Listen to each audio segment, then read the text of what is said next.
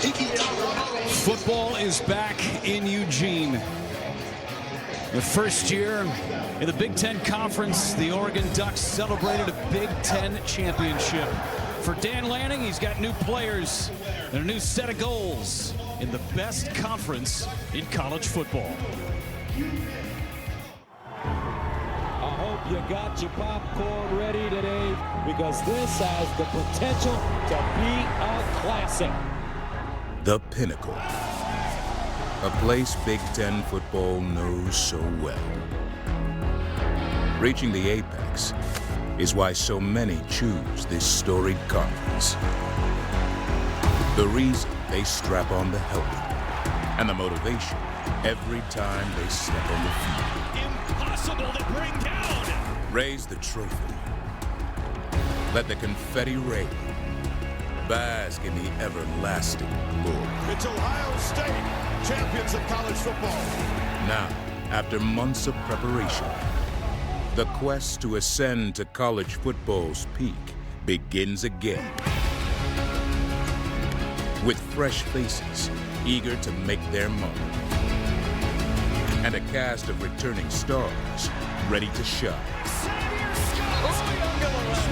Oh, he one-handed it again.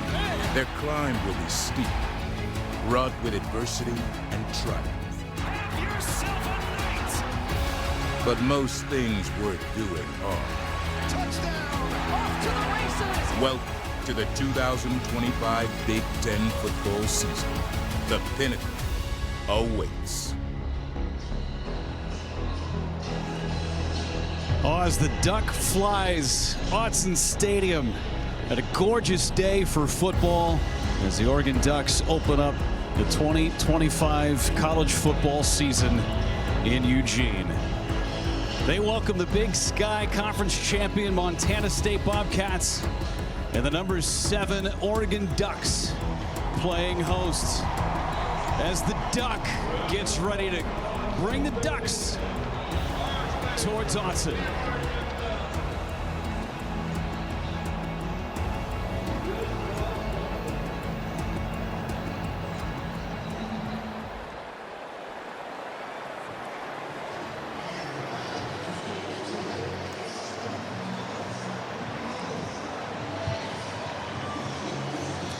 These fans have been tailgating since dawn, and they are ready to get college football up and running yet again.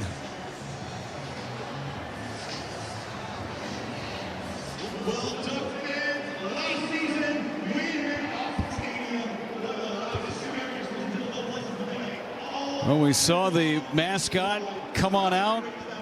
We saw him with out his head on. And either way, I'll tell you, these fans, they're ready to go again, as last season did not end the way that they wanted to in the Rose Bowl against Ohio State.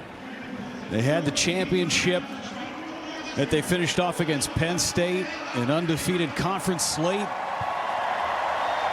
got a lot of new Ducks that they're dealing with in 2025.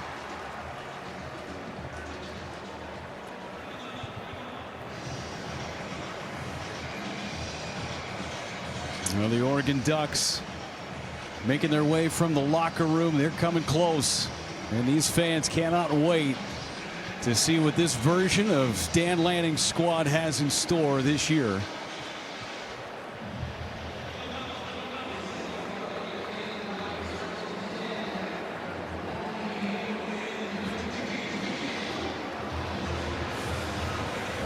Opening day for everybody. It's great to be back on the Big Ten Network. Full slate of games early this morning. Got you covered in the midday. Go all the way through tonight as Montana State, the champs from the Big Sky Conference, lost in the national championship game against North Dakota State in the FCS championship. About ready to take the field here at Autzen. Just the second time that these two programs have met. The first time since the 1940s.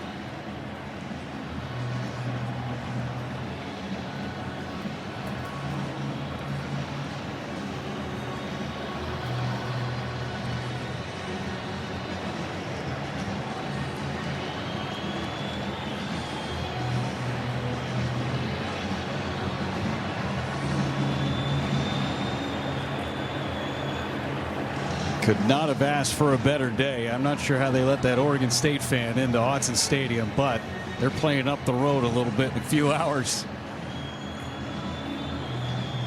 All friendly and ready to go for this opener against Montana State.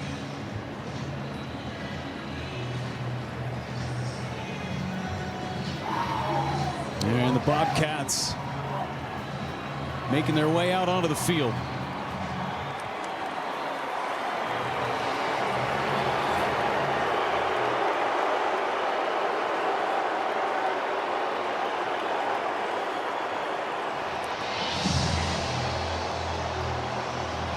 Handful making their way in for Bozeman. One of the best in the FCS. Will test their grit in their opener against the Ducks this afternoon.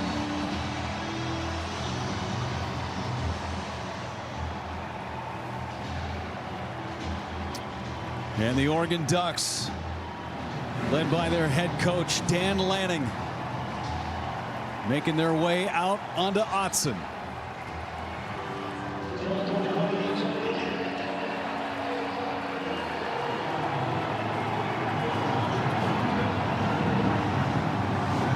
Choppers gassed up, and these Ducks are ready to fly.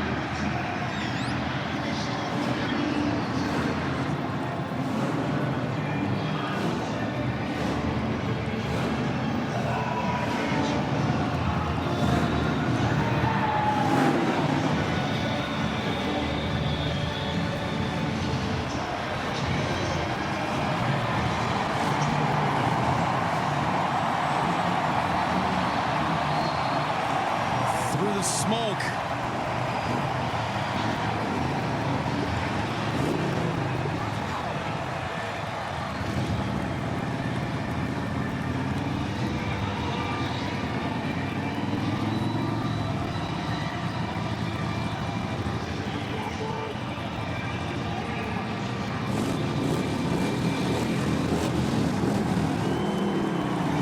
And the Ducks are flying together.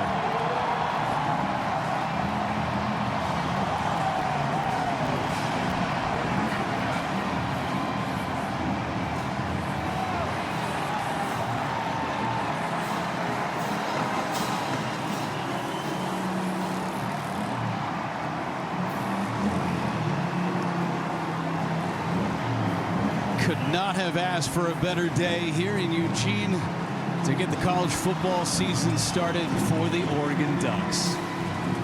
Hi again, everybody. Welcome to Autzen Stadium with Jake Butt, Brooke Fletcher down in the field. Jeff Levering with you. Thanks so much for being with us.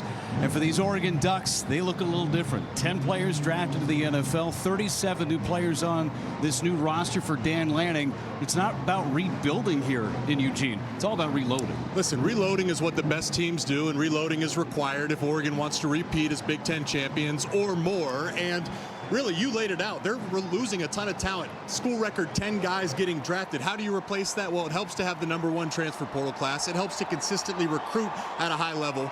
Coach Lanning was not shy. He said the high-level talent remains to be seen, but the winning football players on this roster, they have more winning football players now than even last year's team did. Not a ton of experience at the quarterback position. Dante Moore is going to get the start for Dan Lanning today. Listen, there is a standard for quarterback play, and that standard is to be a Heisman finalist and be one of the best at your position. And Oregon offensive coordinator Will Stein said when it's all said and done, Dante has the chance to be the best he's ever seen. His journey is unique. This guy was a 5-star that won the starting job at UCLA and chose to sit the bench to learn under Dylan Gabriel last year. The reason why, he said he wants to develop, and there's no better program to do it than the Ducks. He's 2 years older since his last start at UCLA. As we bring in Brooke Fletcher down on the field, to say that he has learned a ton about himself might be an understatement.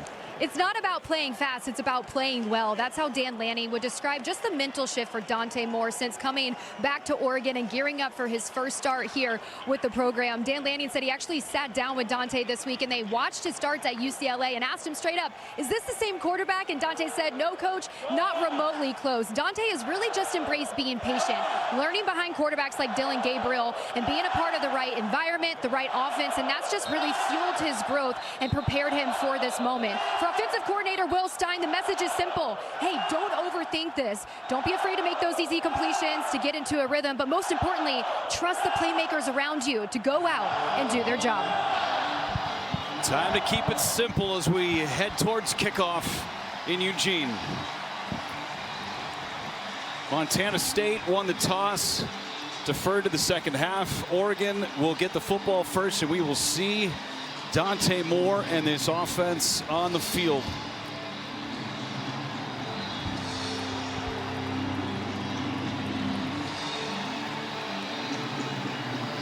Colby Froker ready to kick it away for the Bobcats. Noah Whittington, Jaden Lamar back deep for Oregon. Returnable, it's Whittington. Goes up the middle past the 25-yard line, and that is where Dante Moore makes his first start in 2 years. Had just 8 pass attempts a season ago, sitting behind Dylan Gabriel. But to say this kid's star shines bright, again, an understatement. Yeah, don't look at those stats. I mean, this guy is as talented as you'll find. And these coaches are extremely high on him. Will Stein said he's got that wow factor, that it factor. In his journey here, I mean, he did what most don't do. He chose to sit the bench in the transfer portal because he believed so much in Coach Stein and his ability to develop him. Coach Stein said when it's all said and done, Dante has a chance to be one of the best he's ever seen. From the 26, handoff goes to Whittington, cuts it back, huge hole, down the sideline goes Whittington, finally pushed out of bounds into Bobcat territory. Brand new offensive line. I'd say they blocked that perfectly, Jake. Yeah, well, we're always excited for week 1 and that first snap, and if you needed another reason to be excited, if you're a Ducks fan, there it is right there. And you mentioned the new offensive line, 4 new starters up front. Even with these new faces, I think they have a chance to compete for the Joe Moore Award. Noah Whittington gets the start at running back, but we'll see 4 or 5 guys there. Talented backfield. All by himself after a 35-yard gain. Moore back to pass. Moore to the outside. Catch made by Bryant. Just past the 35-yard line. Gary Bryant, who has had a few riddled seasons of injuries that he has had to deal with. He might be wide receiver #1 next to DeCorian Moore this season, the freshman. He's the veteran in the room, and think about how important that is, starting a new quarterback in Dante Moore. Will Stein said you won't find a more steady and consistent player than Gary Bryant. Said last year he expected Bryant to be the 4th or 5th option, but because of injuries, he just didn't get the chance to showcase that. You said it, Jeff. He's wide receiver 1 or 2 now. Stacked down at the bottom. Design run for Moore, and he runs for the first down. There's that moxie, that it factor, the infectious leadership. Think about Bo Nix and Dylan Gabriel, different types of leaders, and Dante has his own style of leadership. I've heard him compared to Marcus Mariota. You see him running a little bit, looked a little bit like Marcus. First down and 10 from the 26.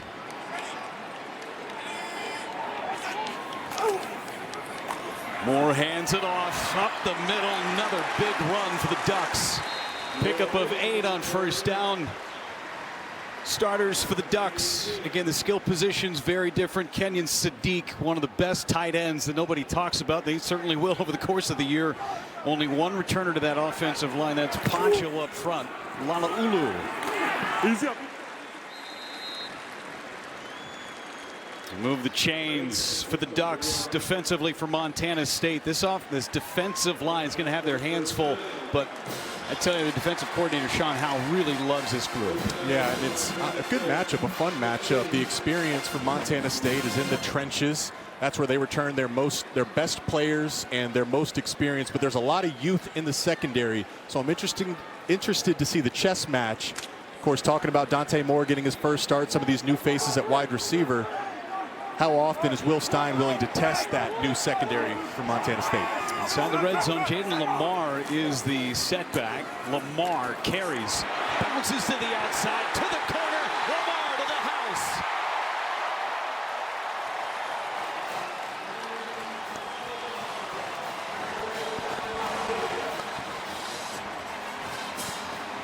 '16-yard touchdown run on the first touch of the season for Jaden Lamar.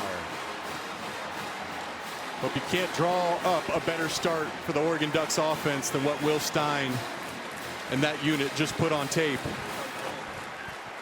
Great chance to look at the offensive line in the run game. I really believe this offensive line will be one of the best in college football. Noah Whittington got us started with an explosive run. And Jaden Lamar finished it off with an explosive run of his own. Atticus Sappington, one of the few seniors on this team. With a point after. Kick is up and good. 6 plays, 74 yards, 69 of those through the running game. And for Jaden Lamar, coming around the corner, bouncing it to the outside. And the Ducks have a touchdown scoring drive, the opening series of the season.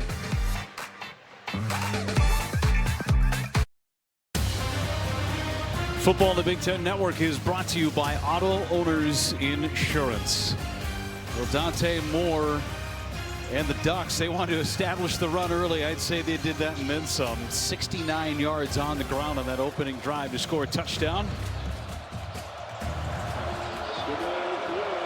Will Stein and Dante Moore getting together to talk about what they can do on drive number 2. First, we'll see this Bobcat offense for the first time in 2025.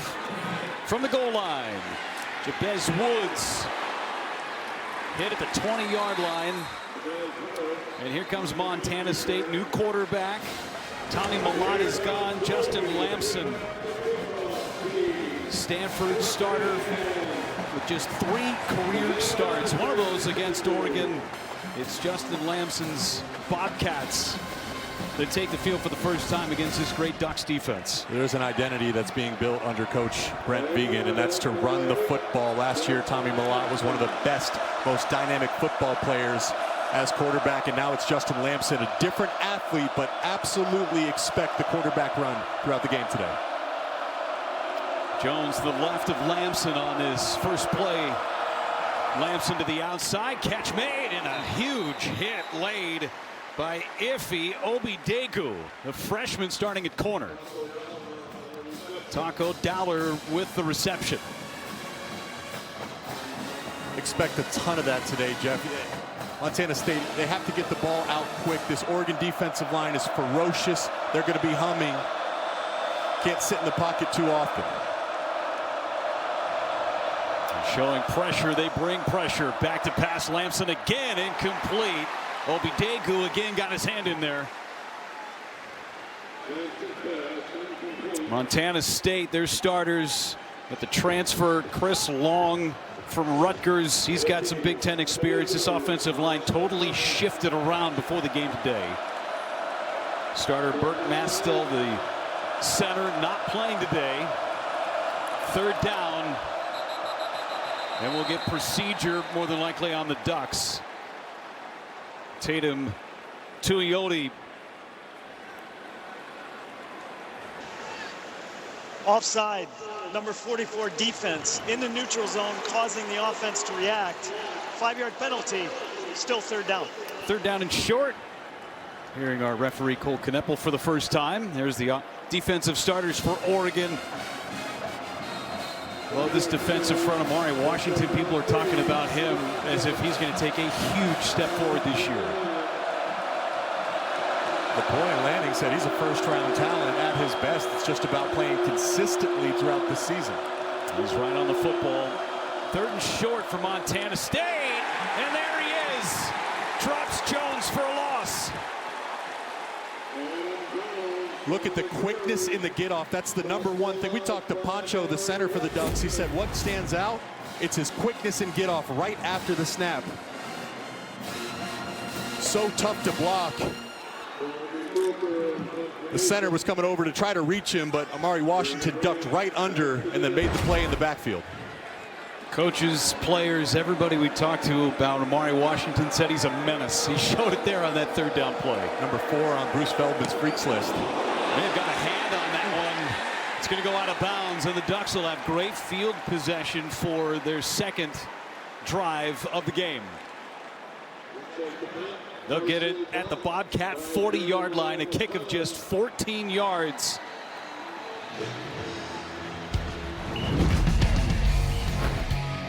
Get a hand on it. Sure did.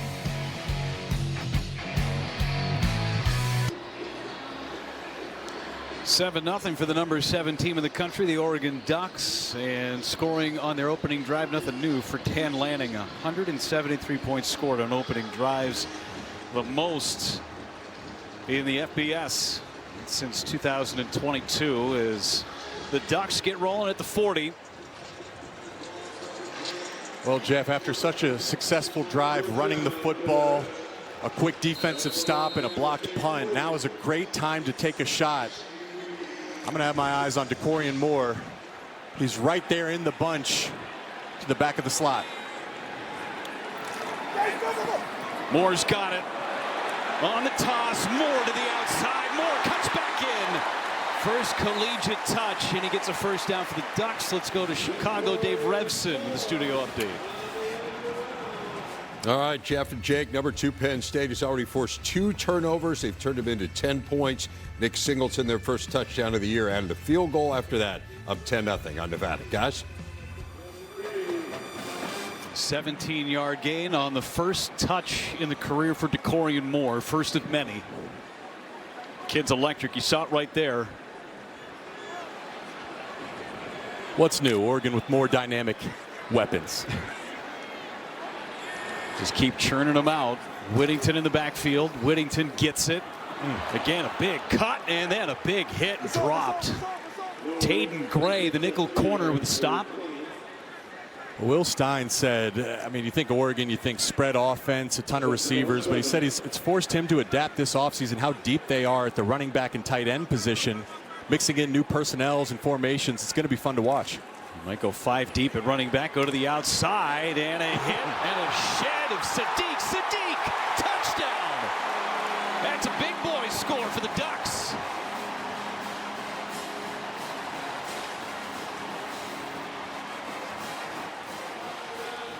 Took the Ducks till November to have a touchdown reception for their tight ends. They get one in their second drive. Will Stein said he's not just going to be one of the best tight ends in college football. He thinks he's going to be one of the best weapons in college football. And there was a chance there for him to get tackled. I mean, he had a body on him right away, but there's the strength. And one of the big reasons Bruce Feldman had him so high on his freaks list. This guy's 250 pounds, can squat a house, runs 23 miles per hour. I sit on the Mackey board, so we'll be voting on the nation's top tight end. I got a big feeling Kenyon Sadiq's name is going to come up often throughout this season. 2 touchdowns in 2 minutes and 41 seconds. Just getting rolling in Eugene. Kenyon Sadiq had 2 scores a year ago. He's got 1 on his first catch.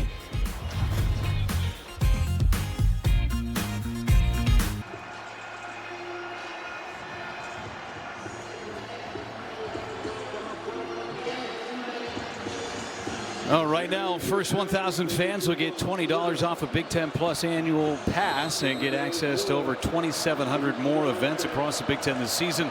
Scan the QR code on the screen or go to BigTenPlus.com. Make sure you enter 20OFF when selecting an annual pass at checkout. Take advantage of this offer. Fair catch called for. And let's go downstairs. Brooke Fletcher, more on the quarterback. Justin Lamson playing against a former Pac-12 opponent. Came against Oregon back in 2023 when he was at Stanford, and he said that experience really shaped him. At the time, he admitted he put too much pressure on himself just trying to do it all. But since then, he's learned as a quarterback you only can control so much. Don't press, just lead your team and do your job. But the biggest growth for him has been just learning to stay even keel. And now going up against Oregon again, he just feels like all those lessons have prepared him for this moment, guys. Thanks so much, Brooke. Bobcats went 3 and out on their first drive. Lamson hands it off. They try left side. Nothing there. Maybe a yard for Montana State. This defensive line is going to compete to be one of the best in the Big Ten Conference. And we've highlighted both trenches. Offensive line is great. Defensive line is great. I remember the questions were, how are the 4 West Coast teams going to adapt to the physicality of the Big Ten? I'll tell you what, Oregon is saying the rest of the conference has to adapt to them. Their trenches are as good as you'll find. Lamson design run and almost broke it loose. He's across the 30 to the 31-yard line. Tuioti on the tackle after a gain of 6. It's just so important for Montana State to win the first and second down so they get into these third and manageable situations where the run is available, the quarterback run is available. You do not want to be sitting back in the pocket and letting this D-line go in obvious pass rush situations. Had a 3rd and short on their opening drive. Amari Washington blew that up. Dowler, the motion man. Heat comes from the Ducks. Flag is out, incomplete pass. We'll check on the penalty.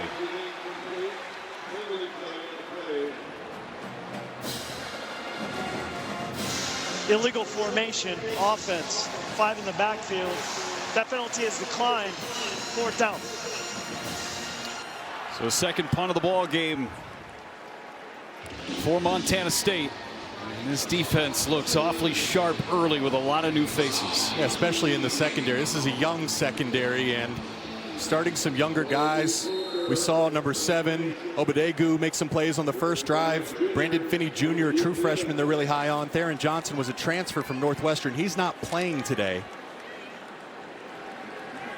So there's youth in the back end, but so far they're passing the test. Gary Bryant back to receive the punt from Froker. Good punt this time around, sends Bryant back, catches it at the 15, trying to make a man miss. He'll be short of the 20. 53-yard kick and a flag down.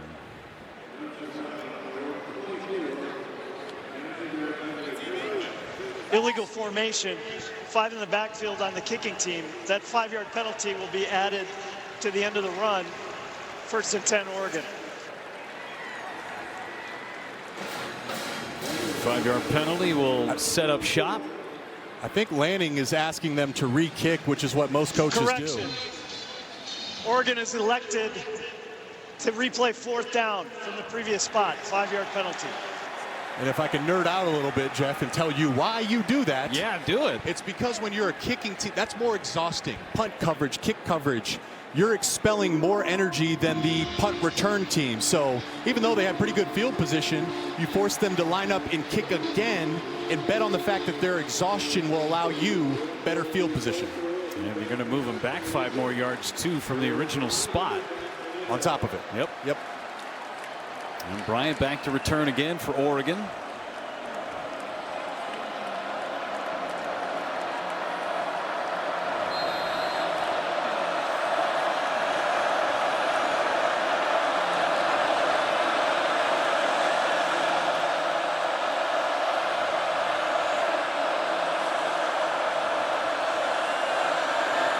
Bring it to pressure. It's blocked by the Ducks. A scooping down to the 10-yard line, and that is why you push him back.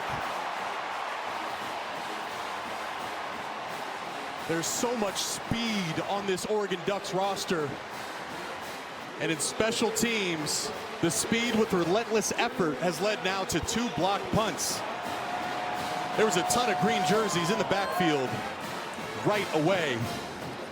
You're exactly right, Jeff. That's why you'd rather have this field position. 71-yard difference in making him kick it again. Great math. So Montana State only has 2 guys in the shield. Number 11 there, he needs to take the most dangerous, which would be the inside guy. Don't know the number. Take your pick, either Fields or McClellan. Guessing Fields. So 1st down and goal from the 10. Handoff outside. It's Moore. And he's upended right at the 10-yard line. Good tackle in space by Jace McMillan. I was talking with Montana State defensive coordinator Sean Howe before the game, and he gave his Will Stein his flowers. He said this guy is as good as you'll find in college football in terms of forcing you to defend the whole field, sideline to sideline and 40-50 yards deep. You see the play calling creativity stretching Montana State vertically. They've been able to run the ball. They made it easy on Dante Moore when he has passed the ball. Cooper Perry, Justice Lowe, the wide receivers on the bottom of your screen. They're going into the corner. Incomplete, intended for Lowe. 3rd and goal for Oregon. So even in the misses, you can see the arm talent of Dante Moore. That was a really pretty ball. Well, that's a tough fade from going the right hash all the way out to the left sideline. But in terms of location, you want to miss high there. Just a little high to his receiver. A lot of jersey in the defender's hand too. Looked like it.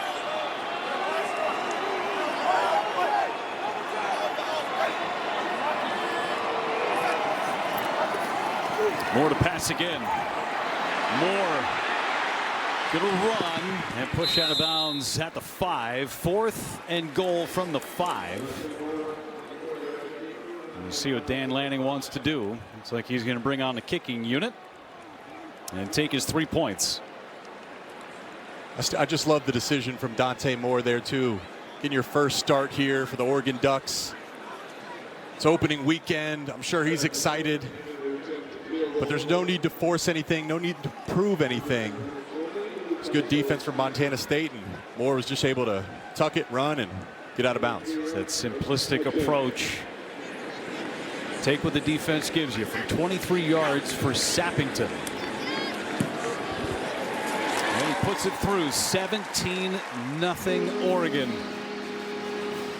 Block punt leads to 3.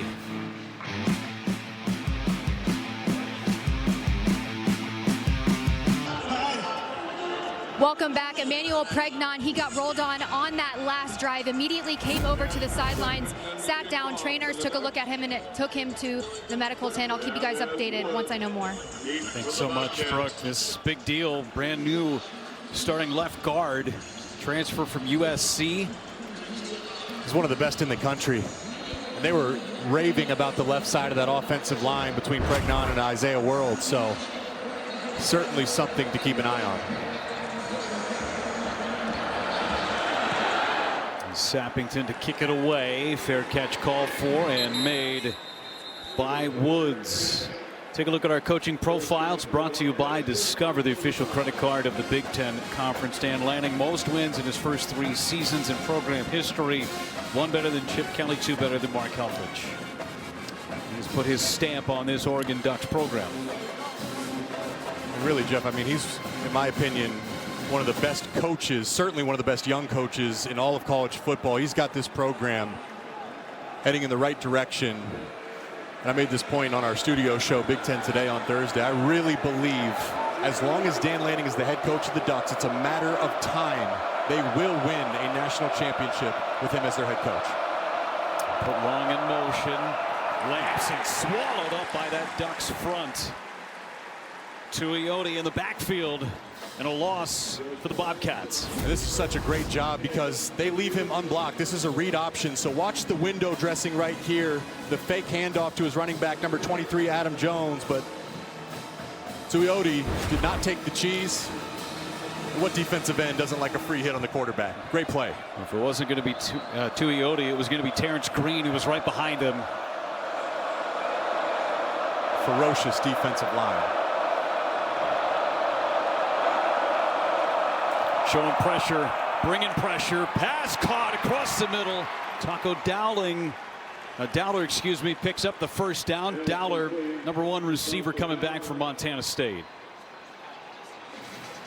So they brought pressure off the slot there by the nickel, and then the linebacker, number 26, Devin Jackson, he ended up on the slot to replace the pressure.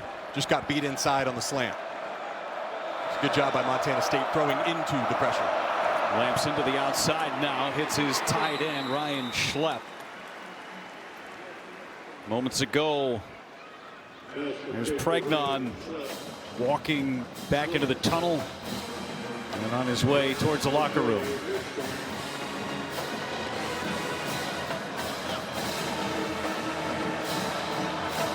See how the Ducks adjust with their offensive line as Montana State has some momentum.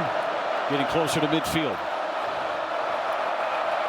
Lampson across the middle, finds Dowler again, and he's across the 50 into Ducks territory. Another first down for Montana State. Dowler is the guy to watch. He's the key to this Montana State passing game. Had a productive season last year, just shy of 40 catches. The new offensive play caller, Pete Sturbig, said he wants to double that production this year. Dowler now with 3 catches, 27 yards. Led the team last year in yards. Team that finished second in the FCS, lost to North Dakota State in the national championship game. And a false start, right tackle. Cedric Jefferson jumped. False start, offense number 73. 5-yard penalty, still first down. They're really excited about number 73, Cedric Jefferson. They think he has a chance to be an NFL player one day. Extremely versatile, too. He's penciled in as a starting left tackle, but with the injury to the center today, slides over to the other side of the formation. That's just a tough penalty. Montana State finally getting some momentum, putting together a drive. It's hard enough to score in this Oregon defense. Even harder when you're going backwards. Dowler in motion. Dowler will get the handoff over the left side. Dowler then gets horse-collared down near the 40-yard line. Kingston Lopa brought him down. That's a lot of heat coming down from Lopa. And a nice block by the tight end, number 86, Hunter Province. Dowler had a real nice lane there, able to make up some of that yardage and get back into second and manageable. 2nd and 3 for the Bobcats. Jones in the backfield.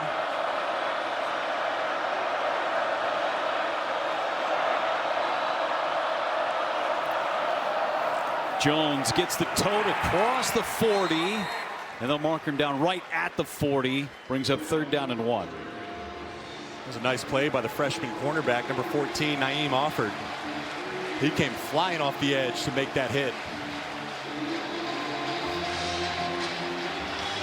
If you're Montana State, you got 2 chances here.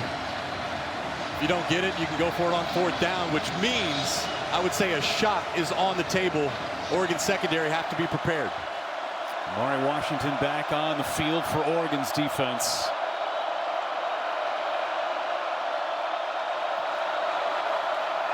Lamson has it. Maybe a half a yard. It'll bring up 4th down for Montana State.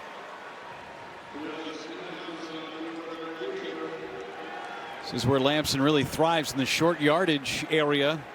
Got to imagine the offense is going to stay on the field. And that's exactly what Brent Vigen's going to do. Half a yard to go for the Bobcats. Under 2 minutes to go in this first quarter in Eugene.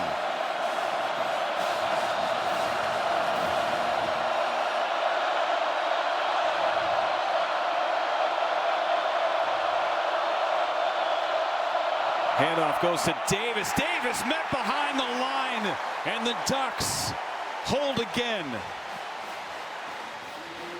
And again, number 52, Amari Washington, is the first one in the backfield, disrupting that play before it gets a chance to get started. Watch him there, lined up over the left guard. And again, look at the get off. Once that ball is snapped, there he is coming up and under the left guard, making contact with the running back. Washington. Blake Purchase finishes it off. Yep. Blake Purchase, who they are so high on, coming off the edge, the sophomore. And great field position for the Ducks on their 4th possession of the game.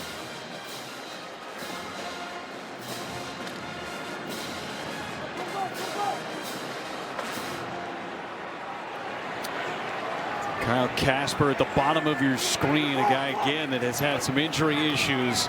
Moore looking over the middle, and he's got the catch. He finds Malik Benson, the transfer from Florida State.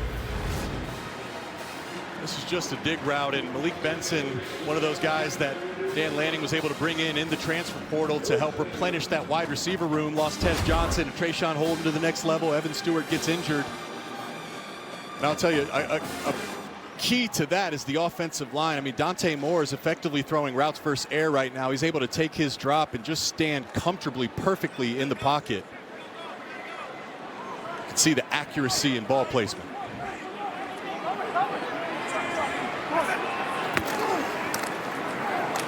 Moore's going to keep up the middle, upended. Mark him down at the 36 after a gain of 5. Caden Dowler, strong safety with the tackle. We talked about Kellen Casper. He's down in the bottom of the formation. Big body, 6'6", 215. We saw him at the walkthrough yesterday. I said, wait, is this guy on the basketball team? Really long arms. He's going to be a big-time threat in jump ball situations. They target him. Throw off the mark. Brings up 3rd down. Long arms just not quite long enough. Clock stopped and a Montana State player down in the defensive Timeout backfield. for defensive injury. 3rd down and 5 facing the Ducks. It's Neil Daly. Be back in 30 seconds.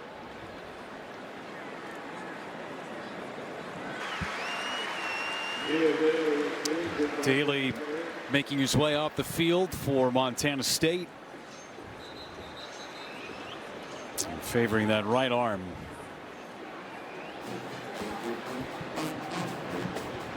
You get checked out by the medical team.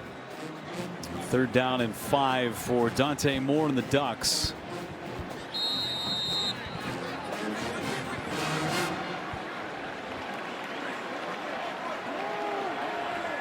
Sadiq, the motion man.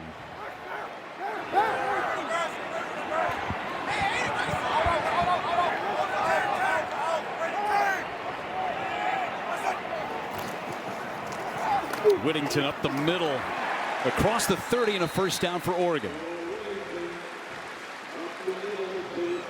Whittington over 50 yards on the ground already. That'll be the last play of this 1st quarter. It has been all Oregon. 3 drives, 3 scores, and they're threatening again against Montana State. Welcome back to Autzen Stadium. The 2nd quarter about to get underway with the Ducks leading 17-0. Coach, 2 block punts.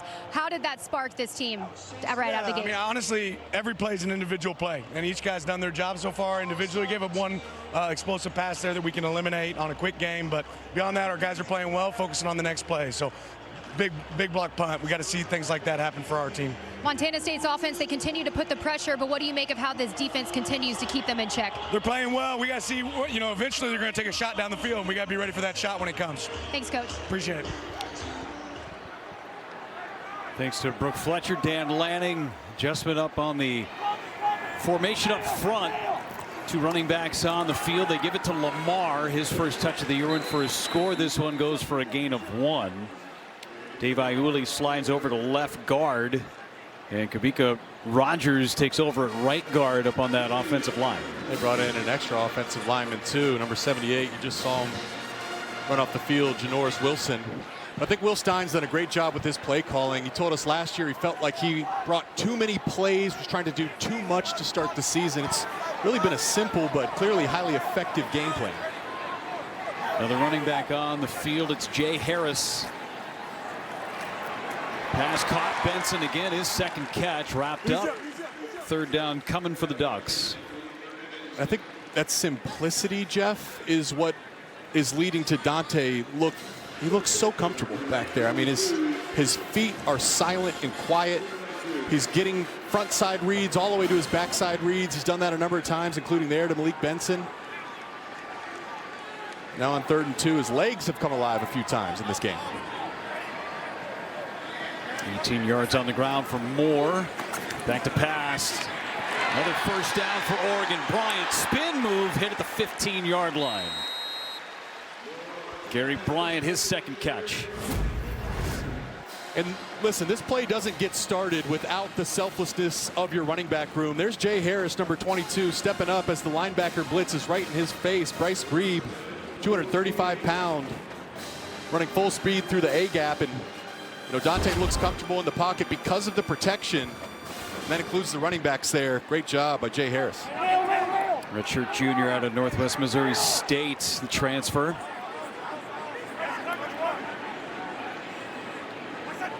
From the 14-yard line, Harris gets it. And Harris dragged down Paul Brott, the nose tackle, after a short gain.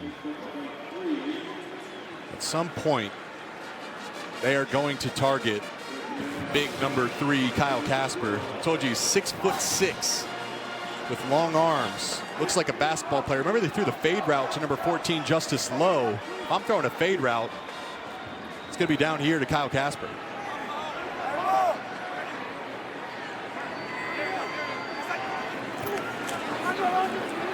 Moore across the middle, incomplete. Tried to feed Sadiq. Got a touchdown pass earlier.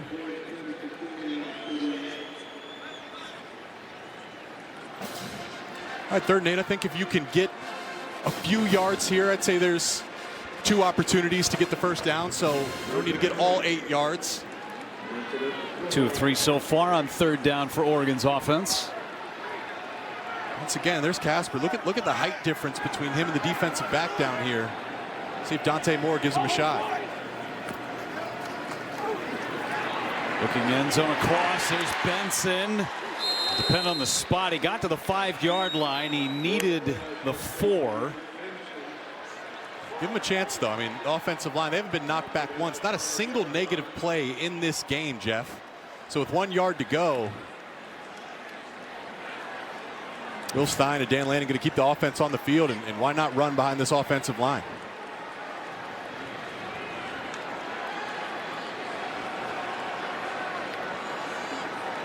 They've got 5 running backs at their disposal. They love the freshman Jordan Davison, and that's who is in the backfield behind Moore. 4th and 1. Davison gets it right side. First down, Ducks. He's the thunder to the thunder and lightning of the future. The running game for Oregon. 235 pounds. Will Stein gave him the comp to Carlos Hyde. Guy that had a ton of success for Ohio State back in the day and had a long career in the NFL. They love both these freshman running backs. Stein said the future is in good hands of this Oregon Duck backfield. Jumbo package again. Give it to Davison right side. Davison touchdown, Oregon. The freshman from modern day picks up his first collegiate touchdown.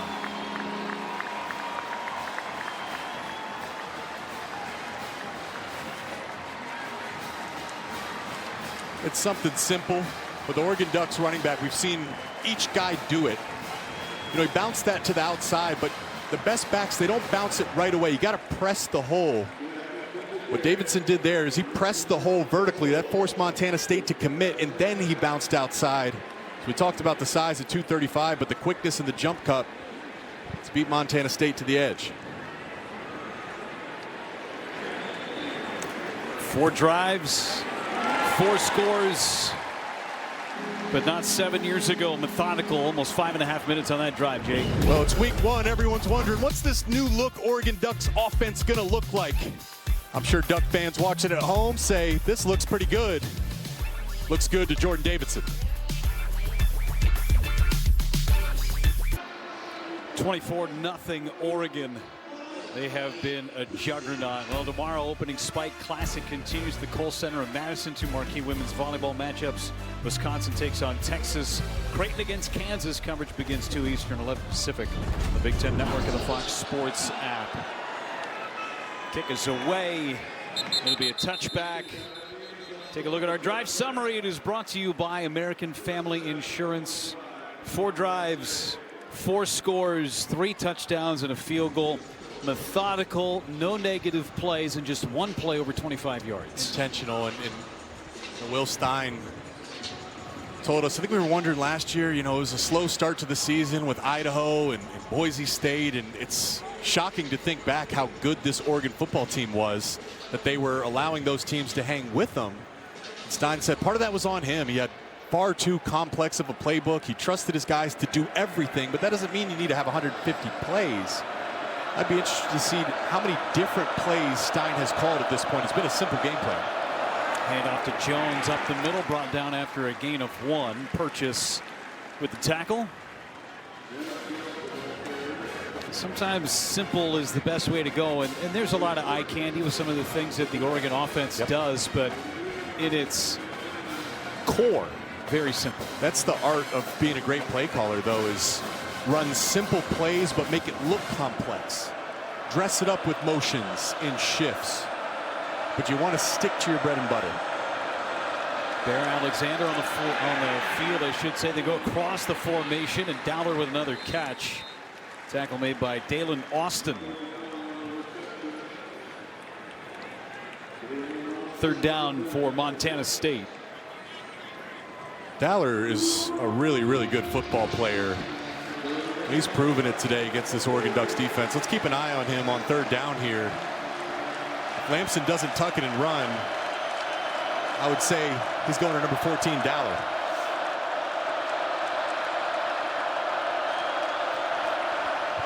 Looking that way, and it's incomplete. Tried to get it to Chris Long. The transfer from Rutgers was behind him. Fourth down coming up. There's the freshman Brandon Finney Jr. in coverage. What a good-looking kid. I mean, I can't believe the way these freshmen look these days. I mean, to be that young, he's 6'2", 203 pounds. I mean, he's got an NFL body already, and the coaches are really high on his work ethic. They said Finney competes with Dylan Thieneman as the hardest working guys on the team. So, Oregon Duck fans, you guys are in good hands in the back end of your defense for many years to come. Froker back to punt again. Had his last one blocked. Delay of game, kicking team, 5-yard penalty, still fourth down.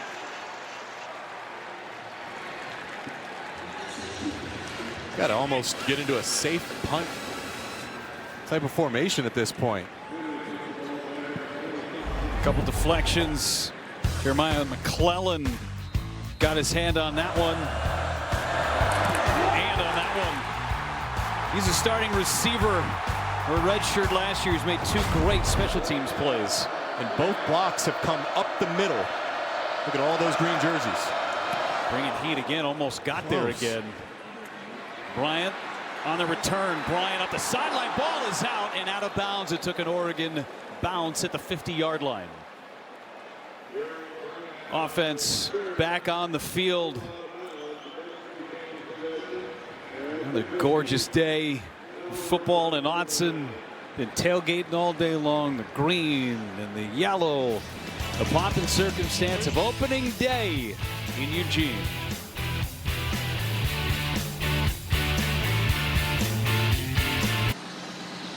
Game of the day was earlier with number 3 Ohio State upsetting number 1 Texas at the Horseshoe. I mean, this was 14-0 until late. Texas had an opportunity, but my goodness, did Ohio State's defense look amazing today, Jake? Absolutely, and credit to Matt Patricia, their new defensive coordinator. It's the theme for Oregon. It's the theme for Ohio State. It's the theme for Texas too. Is what were these teams going to do to reload? All 3 teams lost a ton of talent to the NFL, but the Buckeye defense with all their new faces really shined and shut down Arch Manning, who many had as the preseason Heisman favorite. We were talking about a lot of those names for Ohio State's defense. Very familiar because they played a ton last year. 5th drive for Oregon across the formation. Here's Justice Lowe with a catch. They'll give him a first down after a gain of 11. And this is what's fun about the current landscape of college football. That loss doesn't kill Texas. It doesn't hurt them at all. And still, both teams came out there and absolutely wanted and played like they needed to win that game. But it's a long season ahead. They'll have a chance to rebound. Bryant in motion. Hand off to Whittington, trying to slither his way through. Gain of a couple. Think about Ohio State's run last year. 2 losses, one against these Ducks right here at Autzen Stadium, and then one against Michigan. Last game of the regular season, Oregon ends up winning the Big Ten championship, beating Penn State. And then Ohio State gets their redemption in the Rose Bowl against Oregon. It's a long season, and I played in college, I played in the NFL, and just the rhythm of the season was significantly different between college and the NFL. But now, you're playing 14, 15 plus games if you are making a run towards the national championship. So the management is different. Nice strike. Reception to the 30-yard line downstairs. Brooke Fletcher-Moore and Emmanuel Pregnon. Yeah, guys, he left the first quarter after getting rolled on, went back to the locker room. He's back on the sidelines, helmet on. No word yet if he's going back in, but the signs are looking in that direction, guys. All right, thanks so much, Brooke. Hand off to Whittington, puts his head down and gets a first down for Oregon to move the chains. That's great to see for Pregnon. I really believe in terms of left guard, left tackle, throw in the center Poncho, but Poncho, Pregnon, and Isaiah World, I struggle to find a better center, left guard, left tackle in all of college football. All three of those guys are NFL body types with likely first-round talent at the highest level. So they'll need Pregnon. Matthew Bedford, the Indiana transfer, is on the field. He's over at right guard at the moment. Sadiq with the handoff. Oh, the jump! Kenyon Sadiq, who's already caught a touchdown, showing off his skills. Maybe the track team wants him now. Yeah, there's not too many tight ends that can do that, but this is what's so fun. The marriage between Sadiq and Will Stein. He's more than just a tight end. He's a playmaker. It looks just like the Big Ten championship where he had the touchdown, caught it down the sideline, and hurdled the Penn State defender. We're just getting a little preview, a little appetizer of what we expect to see out of Sadiq this year. It's going to be fun to watch. Just noshing on his skills. Across the outside and brought down. Third down coming up for Oregon.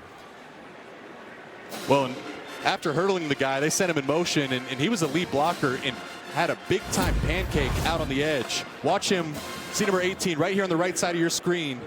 Watch him engage the defender when he drives his feet on Carr, the defensive back. He finished that play with the pancake, so he does a little bit of everything. So he just hurdled Carr, then he pancakes him on the very next play. Yikes. Don't take offense if you're Carr. It's going to happen to a lot of defenders this season. 3rd and 6, outside pass. Made a man move. That's Moore. Moore tried to hurdle, and he's out of bounds at the 10-yard line. DeCorian Moore, his second catch of the drive. Talk about the weapons. We saw Sadiq. Here comes DeCorian Moore, and we've seen him make a number of plays this game. Get used to seeing that. There's going to be a ton of that throughout his career. What a fun start to his career here at Oregon for the freshman. He's carried the ball once. He's caught a couple of balls now in this first half.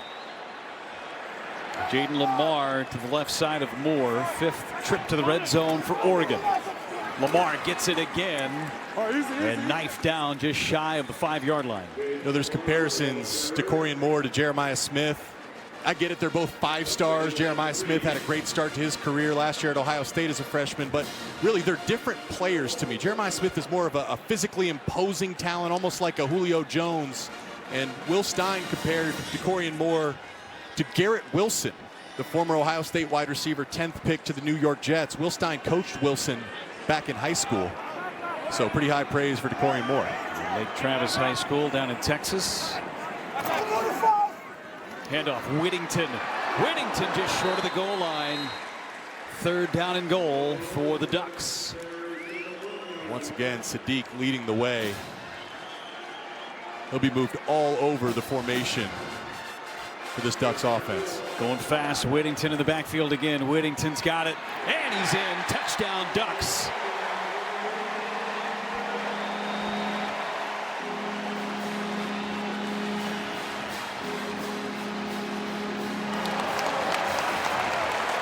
It's been such a balanced game for this Oregon Duck offense. Had so much success running the football. Offensive line has not been knocked back once. They've been completely moving the line of scrimmage. Dante Moore has spread the ball around. It's just a little small preview of what this season's going to be, which I would expect to be a really, really fun and dynamic and high-scoring season. 4 touchdowns, 4 different players. Herrick puts it through for the extra point. What an outstanding track program here. This is one that Prefontaine would be proud of. Not just one hurdle on that drive, but DeCorian Moore, he's a hurdler.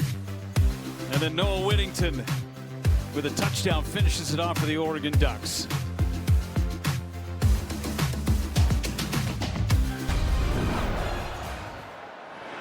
Gage Herrick kicks it away and into the end zone. Another touchback, and Montana State goes back on offense. Our team comparison sponsored by Safe Lights.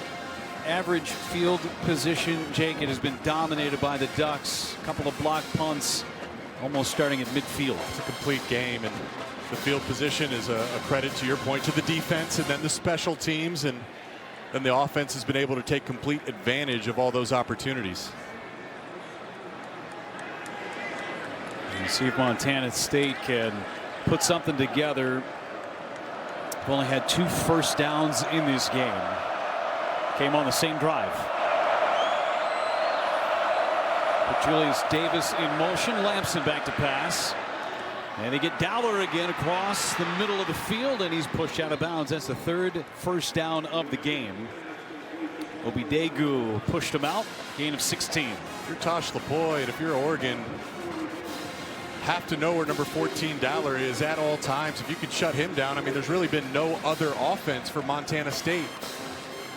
That time he was left completely free on the shallow cross.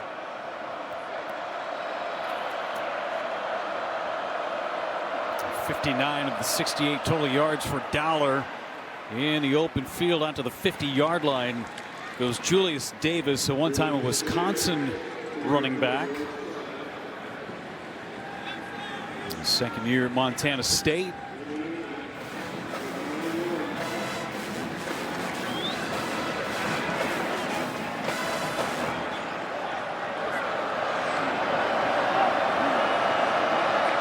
Second down and short.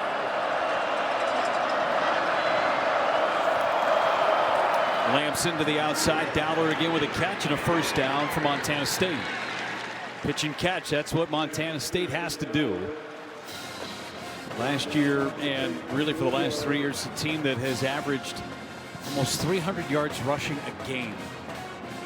You might see some more downfield passing from this offense as they move forward over the course of the season. That's what they're hoping for, at least with Lamson at the quarterback position.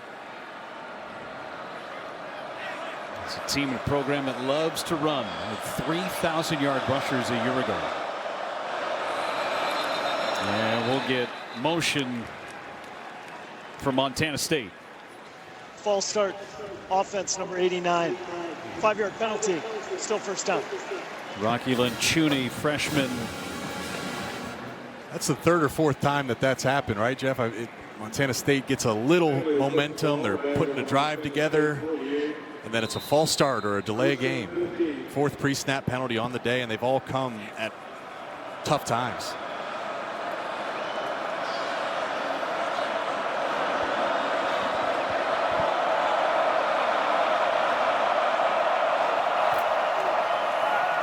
Across the middle, that's Lencioni. Get some of that yardage back. Second down for Bobcats. Really hasn't been an opportunity for the defensive line to get into their true pass rush arsenal.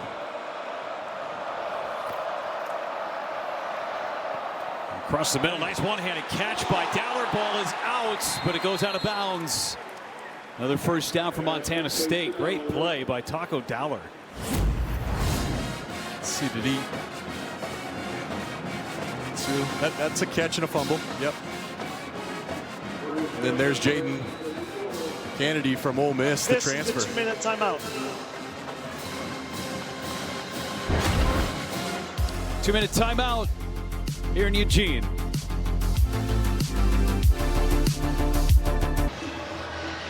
Now, former Purdue star Dylan Thieneman going out west to Oregon.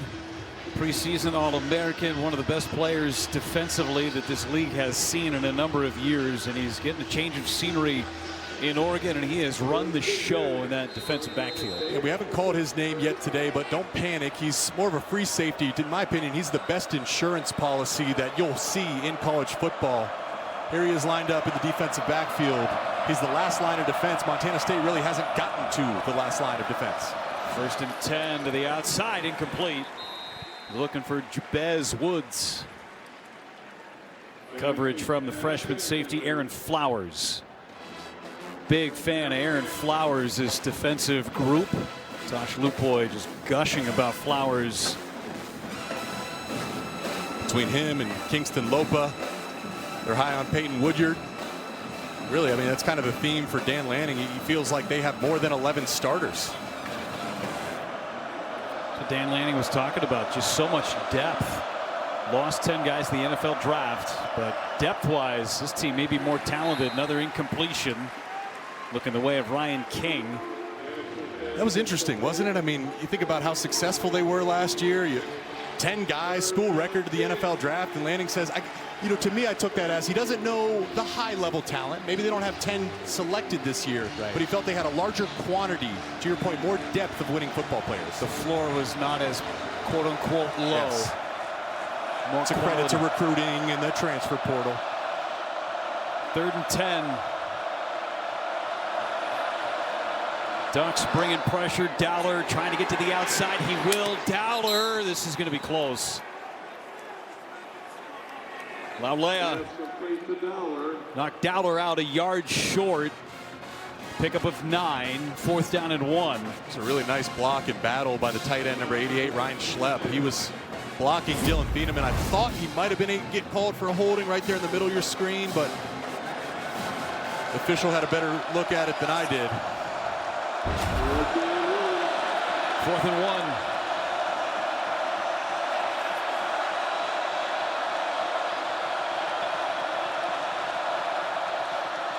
Hand off to Jones. Jones trying to slither through. It should say Lamson held on. It was a great play. Fake me out. So Lamson picks up the 1st down. Montana State moves the chains. That's what Lamson brings to the table. You think about all his rushing touchdowns. Really, all of them came within 4 yards. So he's more of that power runner, completely different from their quarterback last year, Tommy Millott. 8 rushing touchdowns with Stanford. 13 in his career. Lamson in trouble. He goes down. Mateo Uiagalelei, his first of the year. First of many. Timeout, Oregon. First charge of the half.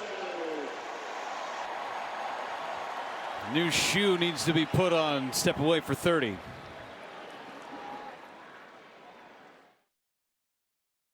It's 31-0 Oregon.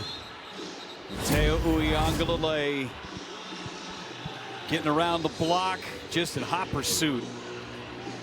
You can't miss him. He's 272 pounds, 6'5". He's the returning sack leader in the Big Ten, and that's the only time Lamson has held onto the ball. It's been a pretty good game plan in that sense for Montana State. He's a lot of quick game, but it speaks to the speed of the Oregon Ducks defensive line. It is just freaky to think. Mateo Uiagalelei at 272 pounds, Jeff, ran over 20 miles per hour on the GPS.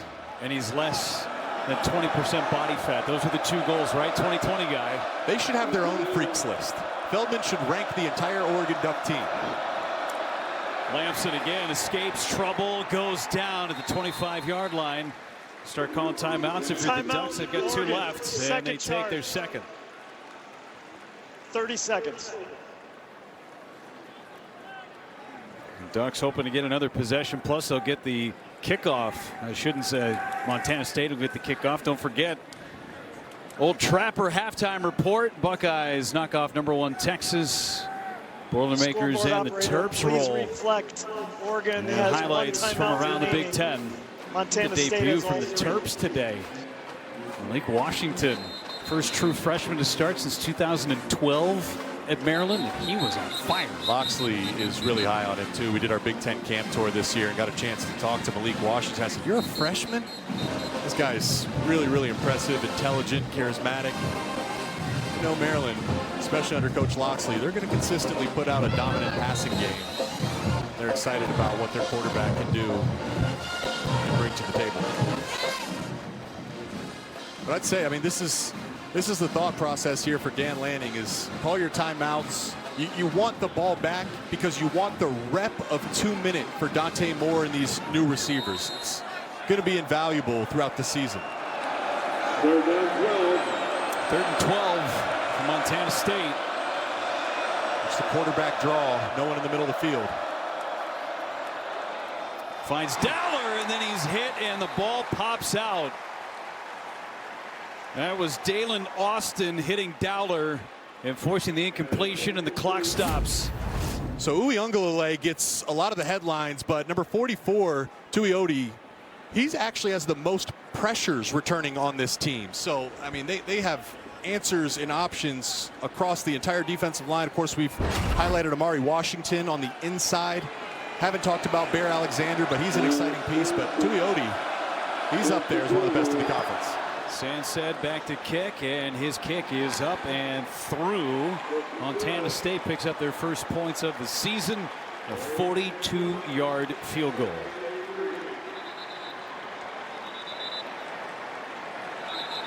Big Ten Plus gives you more. Access to more live Big Ten games, more stories, more highlights 24/7. And tomorrow you can see the Oregon women's soccer team in action against Grand Canyon. Download the Big Ten Plus app today. It's always game on. Pape Field just behind us at Autzen Stadium.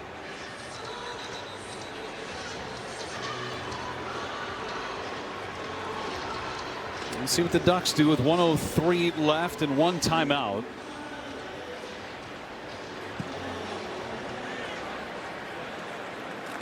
See how aggressive they are. As you said, this is about reps. This isn't about today's game. This is potentially about Oklahoma State next week, or even their conference opener in 2 weeks against Northwestern. Yep.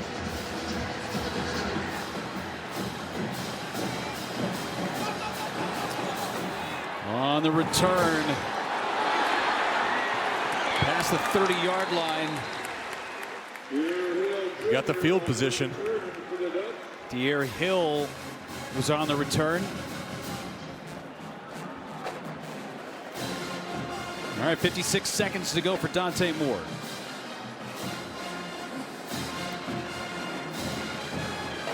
He's looked at Malik Benson a number of times today from Florida State.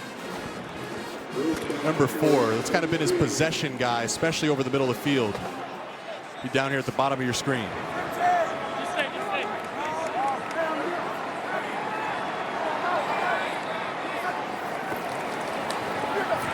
Moore looks to the outside, catch, and out of bounds.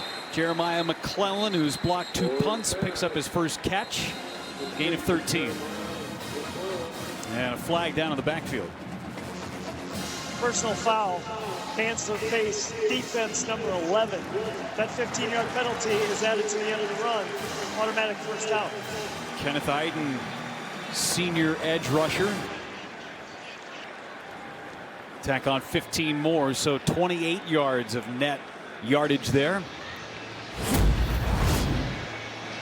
There he is battling with the new tackle, big Isaiah World at 6'8". And even with the hands in the face, Dante Moore, no pressure. There's been no pressure all day today. Tulane transfer Mekhi Hughes on the field for the first time for Oregon. 1,400 yards on the ground a season ago. They go to the outside. Another catch. This is Cooper Perry. His first catch of the day. Excited about that freshman. And here we go. Here's the operation of the 2-minute. They have timeouts, choosing not to use it, getting lined up quick. Under 30 seconds to go. And another catch and out of bounds. That's Benson. And how pretty is that ball, though? I mean, it just jumps out of his hand, a tight spiral. It's a very catchable and light football. His decision making today, Jake, has been outstanding. It's first read all day long. He does not look rushed at all. He looks completely comfortable in this system. And part of that's the offensive line, too. I mean, he hasn't been rushed. And he's had a year to learn the system, too. Moore. Ball's away. In the corner. Oh, incomplete. He had Kenyon Sadiq. He dropped the football.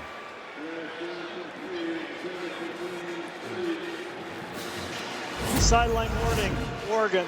That's our first of the game. There's no yardage penalty assessed. Oh, man, what a missed opportunity. That's a beautiful scheme by Will Stein. They sent, I think it was Mekhi Hughes in motion and faked the screen to Hughes and faked the screen to Cooper Perry. And there was Sadiq behind the defense. Not something you see too often. He's got pretty trusty hands. Perfect pass for Moore.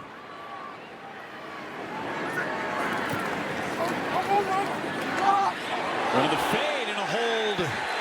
Flags down as Benson was trying to get space. Carson Williams, the freshman, grabbing Benson. Yep, they'd run those 10, 15-yard stop routes, and it looked like Williams was just sitting on the sticks there expecting Malik. Pass interference, defense, number 4. Spot of the foul, automatic first out. It looked like number 8, Carson Williams, was expecting a hitch route or a curl route, and Malik just ran right by him, caught him flat-footed. Easy call for the official. Pass interference. Spot of the foul, put it at the 11. 14 seconds to go with a timeout.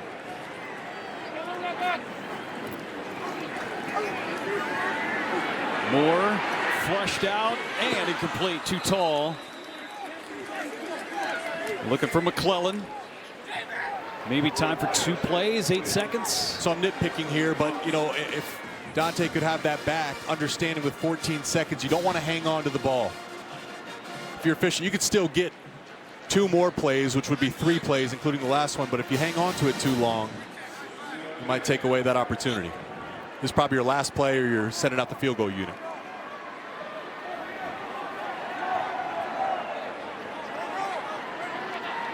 Look at Kenyon Sadiq here to the left. Moore. Touchdown. It's Malik Benson.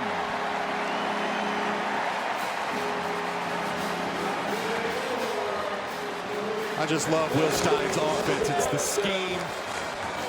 What he did to open that post route for Malik Benson makes it easy on his quarterback, Dante Moore.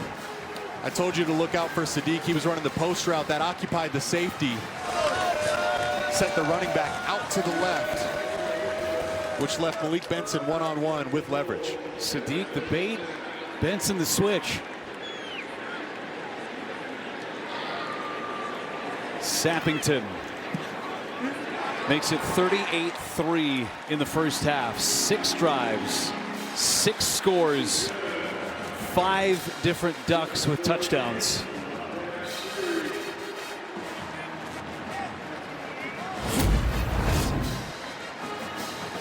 Let's just enjoy the beauty of Dante Moore throwing the football. You know, there's been some good quarterbacks that have come through Oregon, and Will Stein has coached some good ones. I mean, you talk about just most recently Dylan Gabriel and Bo Nix, Heisman finalists. Bo, a first-round pick, one of the more talented quarterbacks in the NFL, and Coach Stein, he looked us dead in the eye, Jeff, and he said, when it's all said and done, I believe Dante Moore has a chance to be the best I've ever seen. Such high praise, and you think about the experience that Will Stein has dealt with in his 3 years.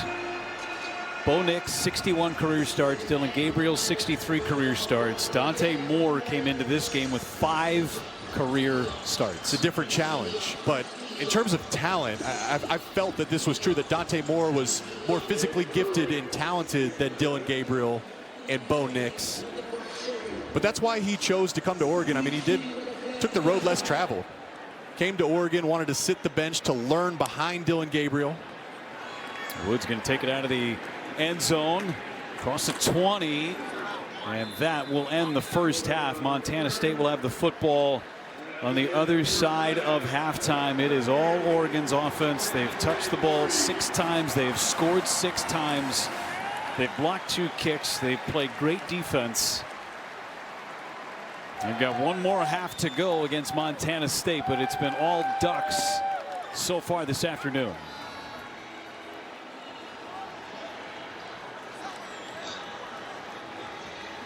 No negative plays and no punts for this Oregon offense. Dan Lanning setting up shop with our Brooke Fletcher down on the field. Coach, what did you make of the composure you saw from Dante Moore in that first half, especially in that last drive? Yeah, it was good for us to be able to get a 2-minute sequence. Guys operated really clean. You know, I think Dante's making a good decision, getting the ball out on time. 5 touchdowns from 5 different players. What's that say about the versatility you have there? Strength in numbers, right? We got a lot of guys that can play winning football, and we said that coming in, and we saw some of that so far today. Thanks, Coach. Thank you. Guys, back to you. Thanks so much. It's been all Oregon in this first half. Track meet on a football field. Sadiq and Moore hurdling their way past Montana State. They are up large in the first half. And the Oregon Ducks with a 35-point lead, about ready to start the third quarter. Montana State will get the football when we get going. With Jake Button, Brooke Fletcher down in the field, Jeff Levering with you. Thanks again for being with us. And Jake, it was a perfect first half for that Oregon offense. New faces, but man, did they show up, and Will Stein's got to be thrilled with what his offense did. I look at the Oregon offense, and they remind me of an orchestra in terms of all the different pieces and elements, and then that would make Will Stein the conductor. He's the guy that brings it all together.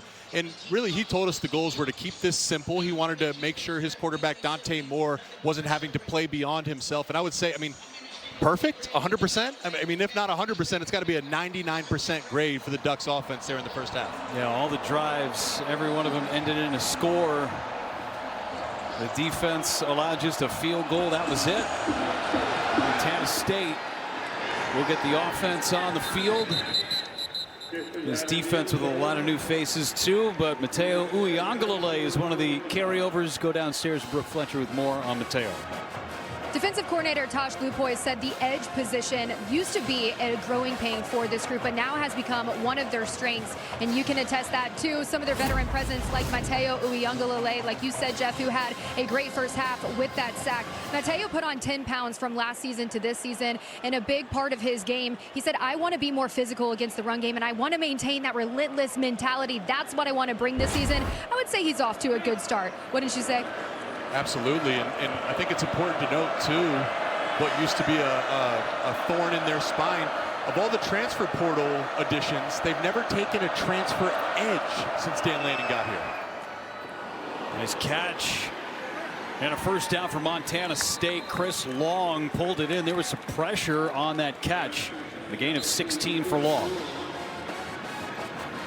The Rutgers transfer. I guess that's what's an interesting piece about Montana State when you think about the transfer portal.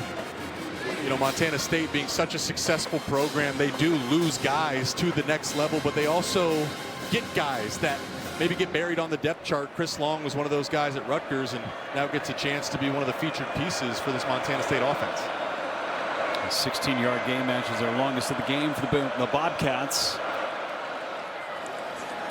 Handoff left side with some room goes Adam Jones. We talked about some of the changes on the defensive front. Bear Alexander comes from USC. Theron Johnson unavailable today. He comes from Northwestern. And then Dylan Thieneman, we talked about him briefly earlier. Nothing has really got to his level of the defensive backfield, so we haven't talked about him in terms of this ball game. Those are some of the stars, the guys that were here last year. Now they take center stage. It's usually a good thing when you're free safety, you're not calling his name a ton.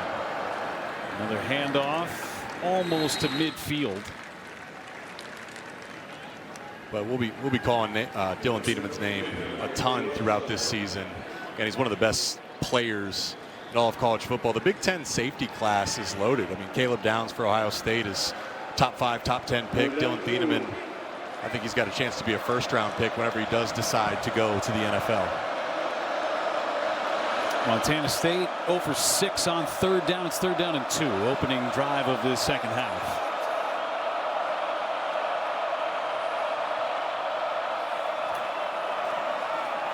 Lamson. And it's going to be a first down. The hit was by Aaron Flowers, but just enough to pick up the first down and move the chains.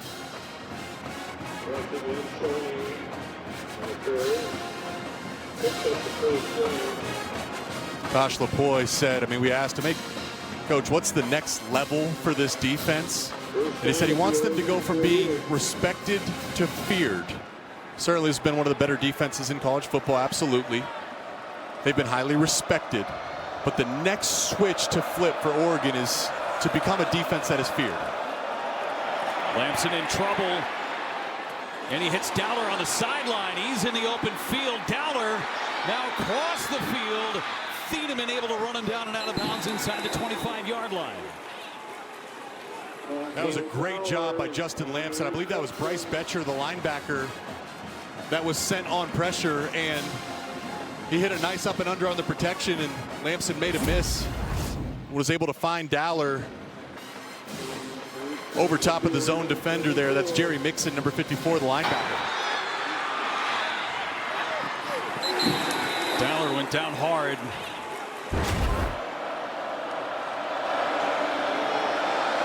How about that? 103 of the team's 158 yards for Taco Dowler.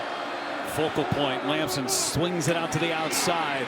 Davis with a spin move. Can't escape the rest of the swarming Ducks. With a pickup of 2 is Bryce Betcher, who missed the tackle on Lamson on the last play. Didn't miss that tackle.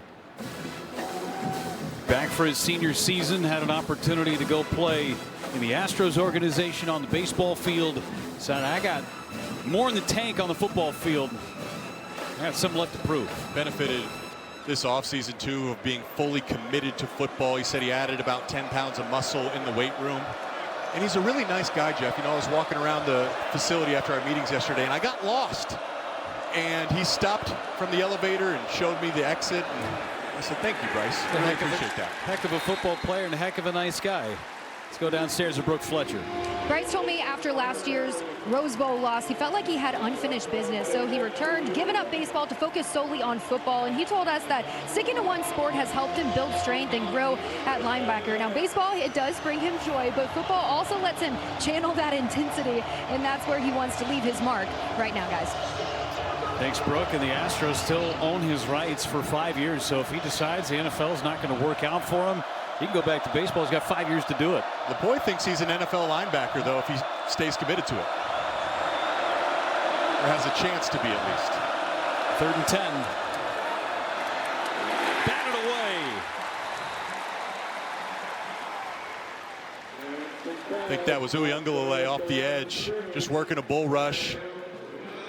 The ball's been out of Lamson's hands quick. So what you're taught as a pass rusher is get your hands up. Yep. That is Uiagalelei. Forcing Lamson to throw it. Otherwise, it would have been a sack and a good job batting the ball down.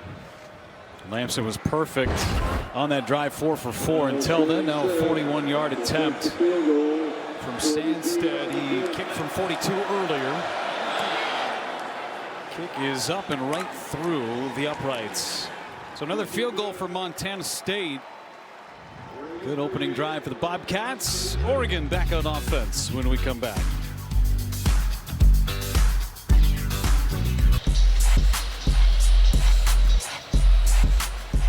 Short kick, returnable. Whittington from the 9. Whittington upended right at the 30-yard line. Jake, we can't go any further without talking tight ends. So let's talk tight ends. I've been waiting on it, Jeff. And listen, there's some talented tight ends in the Big Ten, and Kenyon Sadiq is one of the best. I have him as my number 2 tight end right now. Max Clare a little bit more proven, but this is a fluid list we're going to talk about throughout the season. And I think what makes Sadiq so special is he's more than just a tight end. He's really not a traditional tight end. I mean, we saw him take a handoff in the first half. He's hurdling guys, standing straight up. He's really just a true weapon. And Will Stein said one of the best weapons in all of college football, in his opinion. Malik Hughes opens up in the backfield. Sling it to the outside for Bryant. Bryant out to the 34-yard line. Sadiq had a touchdown catch in that first half. So we've seen a little bit of everything. Look at the strength right there. I mean, he's getting hit right after catching the ball, but he shows the strong hands. I mean, this guy is jacked. He looks like a complete action figure. Defensive backs are going to have a hard time trying to bring him down, but then you see the finesse. He's hurdled a couple guys, too. He can do truly everything. Decorian Moore was near the first down and then wrapped up by 3 different Bobcats. We'll see where progress takes him. I'd add too, Sadiq. He's had a number of pancake blocks. I mean, he really is a complete tight end at 250 pounds. How about that, Jeff? Freak numbers, man. He's a freak amongst freaks. 41.5-inch vertical, 435 bench press. That's unheard of. Those are like NBA type numbers. I want to know who the other 10 guys are that are ahead of him on that list from Bruce Feldman. Moore dumps it down. Ooh, big hit. And surviving the hit was Mekhi Hughes. I mean, this is insane. He benches 435, runs 23 miles an hour, jumps 41.5 inches. I mean, what can't he do? That's pretty much nothing. Dan Lanning spent about 2 or 3 minutes talking specifically about Sadiq at the Big Ten Media Days this year. I mean, he's their leading returning pass catcher. And I mean, Will Stein he said he felt guilty last year. He thought he should have featured Sadiq much more. But he said that will not be a mistake that gets made this year. Terrence Ferguson in front of him, a draft selection as Hughes gets just past the 45-yard line. Third down for the Ducks. It's a guy we barely saw in the first half, Mekhi Hughes, big-time transfer from Tulane, the nation's leading returner. 1,400 yards for him a year ago. He scored 15 touchdowns. He can catch the ball too out of the backfield. He's one of the best running backs in the country. He has nearly 2,000 career yards after contact. I just think it speaks to the depth of this Ducks running back room that he's not getting a ton of carries. Moore dumps it down to him again. Flag is out. And Hughes has a first down for the time being, but we'll check on the penalty. Did a great job fighting to get the first down there, assuming this is a penalty on Oregon.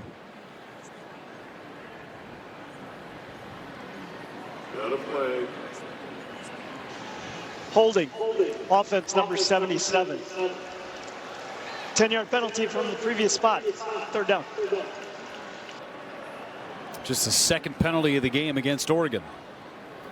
That's Matthew Bedford, the guard. Remember, there's been some shuffling when their starting left guard, Emmanuel Pregnon, went down with injury in the first half. So now it's 3rd and 15. Let's see what Will Stein dials up if he wants to try to push the ball down the field and go for the first down. Bedford, the Indiana transfer. Watch this pressure here. These two guys look like they may be coming off the edge. Dante Moore sees it and he's adjusting the protection. Bring a couple. Good call, Jake. Go across the middle. Catch made. Still on his feet. That's the running back. Now in the open field is Jay Harris. Inside the 15-yard line. That's a veteran job, a great job by your quarterback, Dante Moore. He's messing with the snap count. He gets Montana State to show their hand. That allowed him to adjust the protection. They picked up the blitz, and all of a sudden, Jay Harris is working on nobody. Nice route by the running back there. Dante hits him for a big explosive. 50 yards to Harris. Now Bryant survives the hit and scores. Gary Bryant finds the end zone.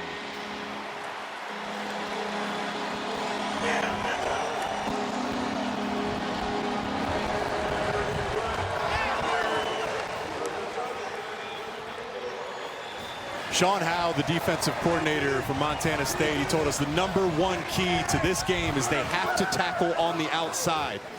And if you don't, that will be the result. Obviously, Oregon is going to consistently have high-level playmakers, but it's their ability to break tackles and make plays with the ball in their hands after the catch that make this offense so dangerous. 15 seconds ago, it was 3rd and 14. 2 plays later, touchdown Ducks. Well, behind every touchdown is a selfless teammate. How about DeCorian Moore? Look at #1, the freshman wide receiver with a key block to spring his buddy Gary Bryant in for the touchdown.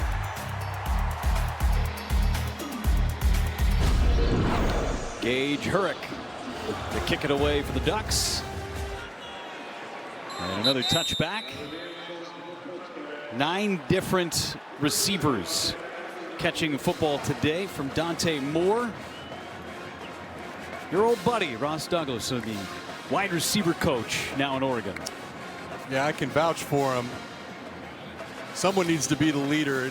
There he is. You can barely see him behind these guys. There he is standing up, Ross Douglas. We were early enrollees. We were in the same recruiting class at the University of Michigan together. I'm 30, so he's in his early 30s, one of the rising, ascending coaches in college football. And you think about all the new faces and guys getting starting opportunities here for Oregon. You need a leader, you need a coach to extract that value. And I can tell you, Oregon Duck fans, you got a good one in your wide receiver coach, Ross Douglas. Handoff goes to Jones, and he goes nowhere. Tuioti with the stop. Brooke Fletcher's got more on Ross Douglas. Yeah, guys, I'm loving the intensity that I'm seeing from him right now. As soon as the offense came off the field, he went right into his wide receivers and said, hey, we can't make these mistakes. You look at the score and you look at the success this offense has, but they're using this as a learning experience. He's not letting up here. He's making sure his wide receivers and keeping them in check. Seeing a great balanced offense from Oregon today. Lamson couldn't escape grasp of Terrence Green, the defensive tackle. 3rd and short for Montana State. To go back to Ross, I mean, the infinite energy, that does sound fitting from everything I know. And I asked him yesterday, how do you get your wide receivers to block? He said, listen, quite simply, if you do not block in the wide receiver, you will not play. And DeCorian Moore has made a number of plays catching the ball today, but he had the key block on Gary Bryant Jr.'s touchdown on that last drive. I will say, you're a heck of a tour guide. You were taking Ross's family around, Isn't showing that the great? booth and the truck. Way to go, Jake. Yeah, Mr. and Mrs. Douglas. Lamson finds his favorite target, Taco Dowler. Easy. First down for Montana State. And Dowler limping around a little since that 50-yard gain earlier. And he does not look super comfortable in the slot at the moment.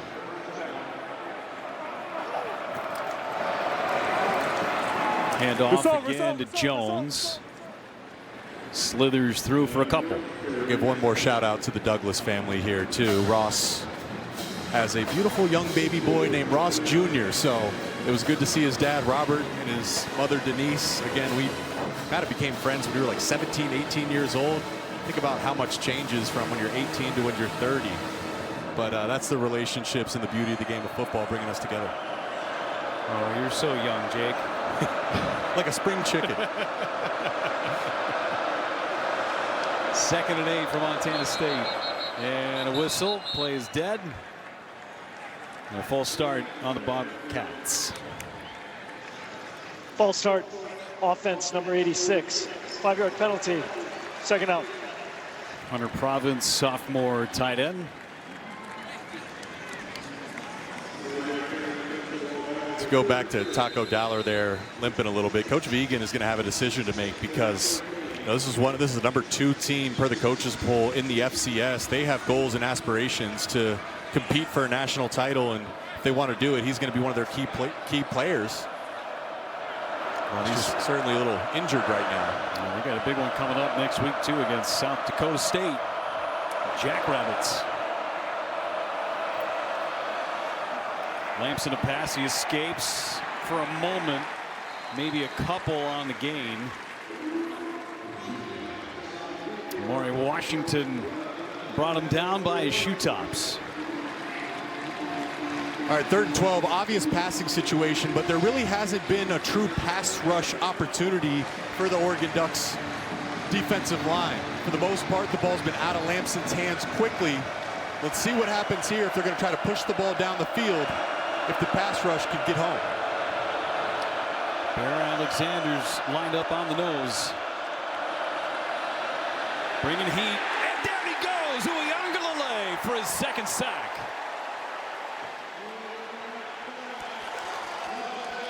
And it was supposed to be a quick screen. It looked like Justin Lamson was trying to get the ball out quick to his left, to kind of like a wide receiver screen. Here he comes working against the right tackle there, number 73, Cedric Jefferson, and Jefferson didn't even get a hand on Uyangalele. And that's going to be the theme for this defensive line throughout the entire season for all opposing quarterbacks. If you hang on to the ball a second or 2 longer, this defensive line is humming and they will get home. 2 punts blocked already by the Ducks.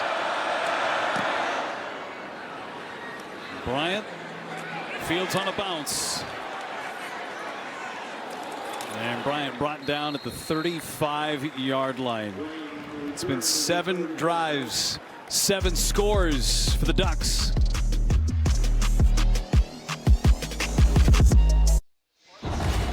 Jake, everybody's getting involved in that wide receiver room, even some of the running backs getting involved.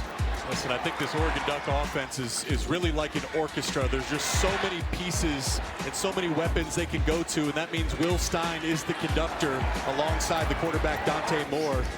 It's a big reason Dante Moore came here. He said I wanted to come to Oregon, even if it means sitting on the bench behind Dylan Gabriel, because he felt this system and this coaching staff was going to be able to allow him to realize his full potential.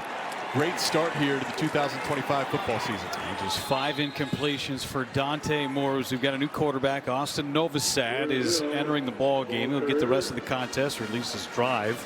Sophomore from Dripping Springs, Texas. Played in 3 games last year, was just 2 for 2. In 3 games as a freshman, 9 out of 11 that year. Moore finished the day 18 out of 23 with 3 touchdowns. Ball's dead. Ball's dead. There's Dante Moore. I'd say job well done in his first start in 2 years. Absolutely. I mean, it's going to be a fun season, and the sky is the limit for Dante Moore. I don't want to get ahead of myself, but I will get ahead of myself. Just watching him throw and understanding what this offense is capable of. There'll be some first-round conversations at some point this season. Jordan Davison scored a touchdown earlier today on his first collegiate drive. Picks up a first down. He's the thunder to thunder and lightning in the future of this running game for Oregon. Stein loves those young freshman running back, doesn't he? Coming up on a minute to go. Slip it to the outside, incomplete. Looking for Hill out of the backfield. Coming up for Oregon. Next week, Oklahoma State here at Autzen Stadium. Then travel to Chicago, take on Northwestern. And then Oregon State. That one's always circled. And that leads up to the date with Penn State in Happy Valley. Yep. That'll be a night game there on NBC. And in my opinion, that's the best environment in all college football. I played in 2 night games on the road, whiteout, Penn State. Obviously, Penn State has national championship aspirations. That is going to be a fun game to watch. Novosad has his man touched. Nice play by Kyler Casper. Had to come back for it. It's a big first down inside the 10-yard line for Oregon. That's a matchup I thought they would have went to earlier. Kyler Casper, we told you a number of times, he's 6'6". Look at the length right there. And he's working on number 1, Jace McMillan, the redshirt freshman, who's only 5'9". So it took a while, but they utilized the height and could have been a touchdown with a better throw. Davison puts the head down, reaches forward. Touchdown, his second of the game.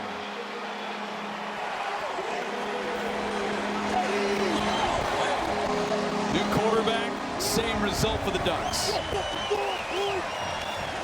Well, I can see why Coach Stein is so excited about the young running back Jordan Davison, as we prove he got over the goal line here. Stretch, knee, touchdown. Unbelievable body control. But he's 235 pounds. He is built like a battering ram. He's, you'd think he's a power back, but Stein compared him to Carlos Hyde, which I think is a great comp, just getting to watch him run here. Carlos Hyde was a bigger back, but had that fluid agility and ability to change direction. We saw some of that on that touchdown there by Davison. Hurrick puts it through. 8 drives, 8 scores. Davison, the first one to find pay dirt twice.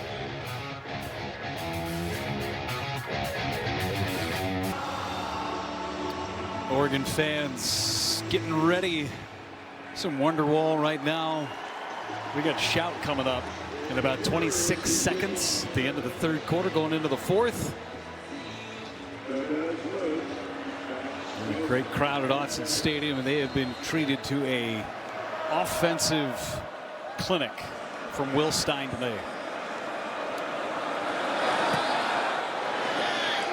We have a touchback from Hurrick. And Montana State goes back to work. A couple of field goals for this offense. So just 161 total yards. Haven't found much running room. That was one of the things Tosh Lupoy was talking to us about, was during the regular season and up and through the last couple of ball games, they were outstanding at stopping the run. But Penn State in the Big Ten championship game, Ohio State at the Rose Bowl, not indicative of how good this run defense was over the course of the regular season.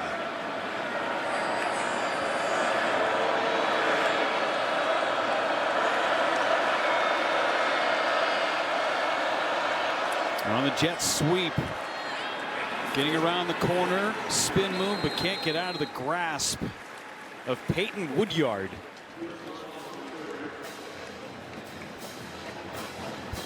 You know, you'd expect that, right? I mean, you're not going to play to the same standard as the rest of your schedule as when you're facing Ohio State and Penn State. But there is room for improvement for the Ducks defense. End of the third quarter. It's time to shout.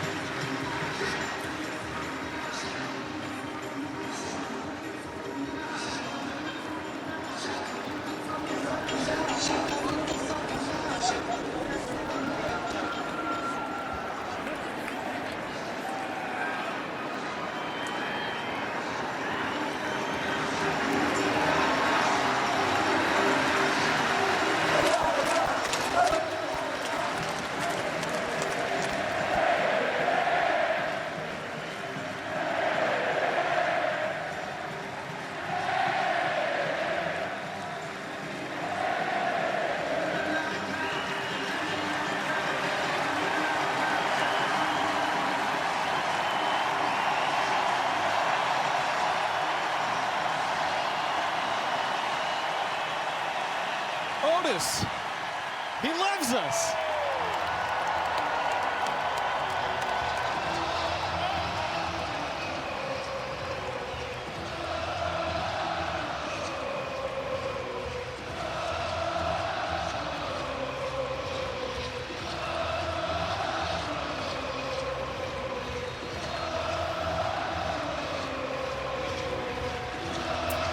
Start of the fourth quarter. And his well-oiled Ducks machine leads 52-6.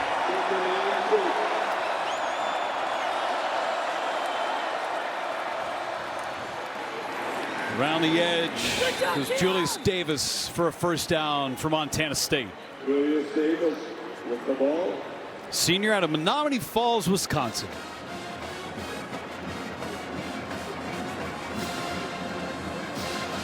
Self-proclaimed one of the best Call of Duty players in the world. That is important. Yes. I mean, they have stats like that. They exist. They do. That lives forever. You can make a ton of money being a good video game player these days. He's one of them. Pressure coming. Lamson got rid of it. Took a huge hit, but completes the pass. Chris Long on the catch.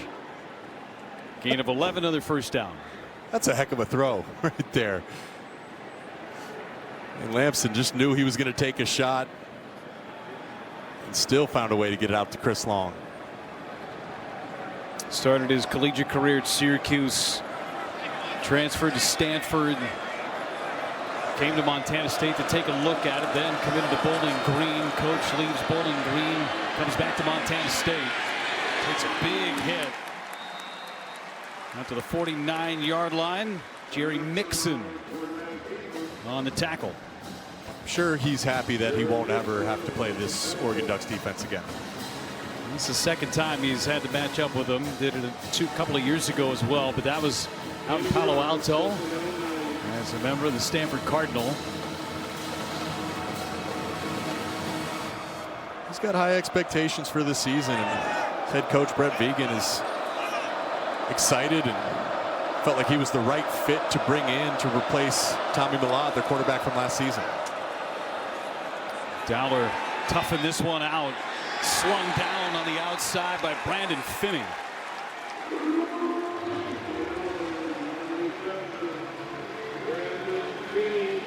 The speed of this Oregon Duck defense, really the whole team. I mean, Oregon known for their track speed, but how about the closing speed right there to chew up the turf by their freshman Brandon Finney Jr. I've called his name a few times today, Jeff. 6'2". You see the length, the strides. Those were sprinter strides right there. Yes. From the 50-yard line, 3rd down and 8.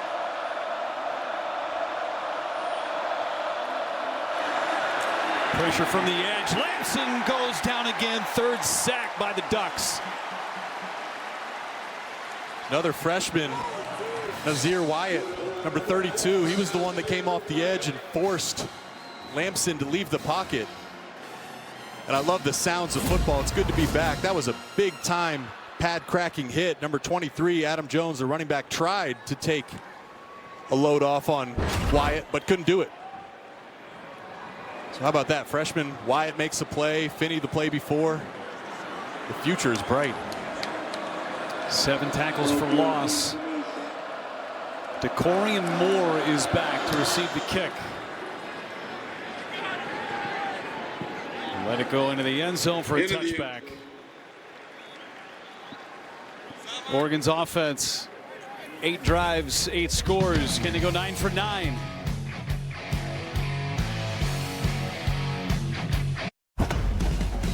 Dante Moore, outstanding debut in his first start for 2 years. Jake finding a bunch of different receivers. Welcome home and welcome back. And so much anticipation, so much excitement. This guy was a 5-star with all the potential in the world. And what a luxury. How fun must it be to be an Oregon Duck fan, to go from Bo Nix to Dylan Gabriel to now Dante Moore, who likely, probably, in my opinion, has more raw talent than the 2 previous guys. So what does that mean? Sky's the limit. Moga into the ball game at quarterback. He's down the sideline and rushed out of bounds. Ducks were fired up to get Moga into the ball game. Redshirted last year, and this is his strength, the running game. And Lanning told us he's not just the fastest quarterback, he's one of the fastest on this team. And think about all the speed we've shown you and highlighted today. So to have a quarterback with that dynamic of playmaking ability and the ability to turn the corner, I'd expect they have some packages for him sprinkled in throughout the season. He's got a freshman, Dewan Riggs, to his right. Riggs gets the carry. Riggs over the right side. He dives for a 1st down. 1 carry, 10 yards for Riggs. It's the freshman showcase. I mean, seriously, for those watching at home, take out your notepad, write down some of these names, because this is the future of your football team. Lanning's done such a great job of recruiting. Obviously, the transfer portal allows them to replenish on a year-to-year basis. And it seems like it's a certain type of guy he's brought in, too. I mean, these aren't just talented players. They love the game of football. There's a professionalism to their youth. Hand off to the outside. That's Hill. Hill into the open field. Knocked down inside the 20-yard line. Red zone trip again for the Ducks. There's the lightning. We talked about the thunder with Jordan Davison. De'Aaron Hill is the lightning of that freshman duo, and you see the lightning flash right there. Down the right sideline.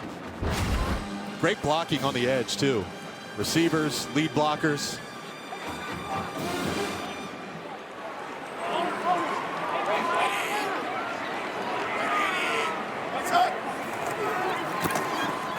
Handoff again, right up the gut. Put his head down, and Hill inside the 5, down to the 2.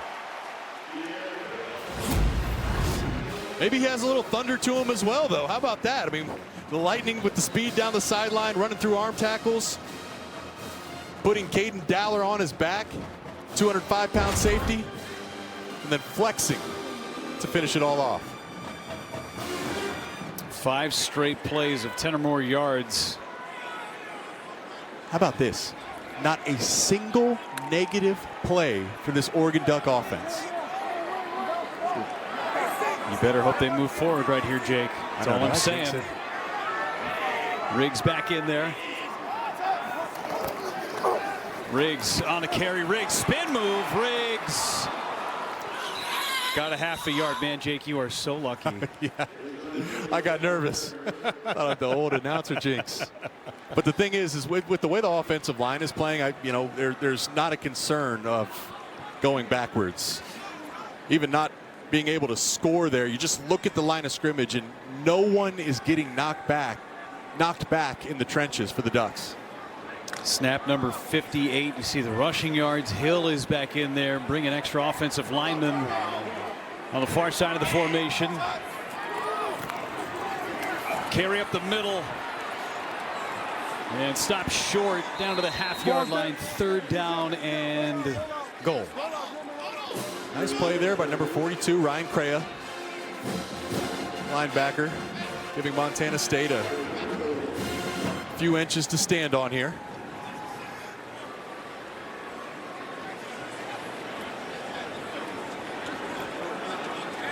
Just inside the 1-yard line.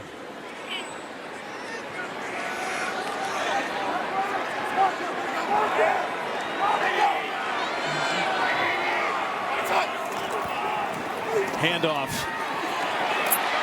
Almost right near the goal line. Nose of the football might be 6 inches away from the goal line. That was Hill again.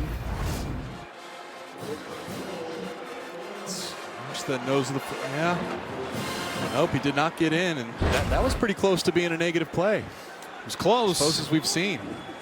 Still pushing forward. You pretty much got 2 options here, right? Score or negative play. 4th and goal. They bring Jordan Davison, who's already got 2 touchdowns in the game. Davison gets it. Davison over the top and in, his 3rd score.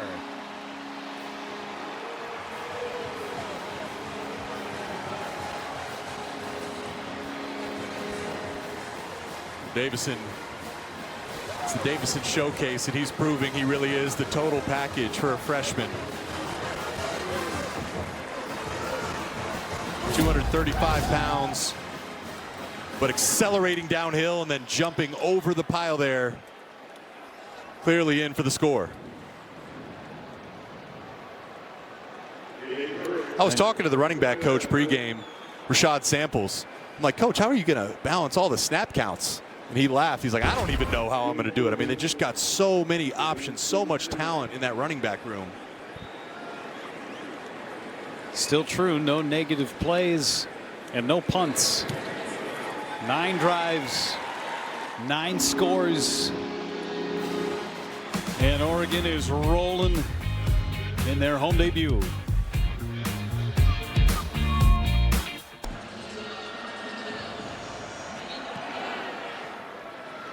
And we'll get another touchback. 6:50 to go from Autzen Stadium.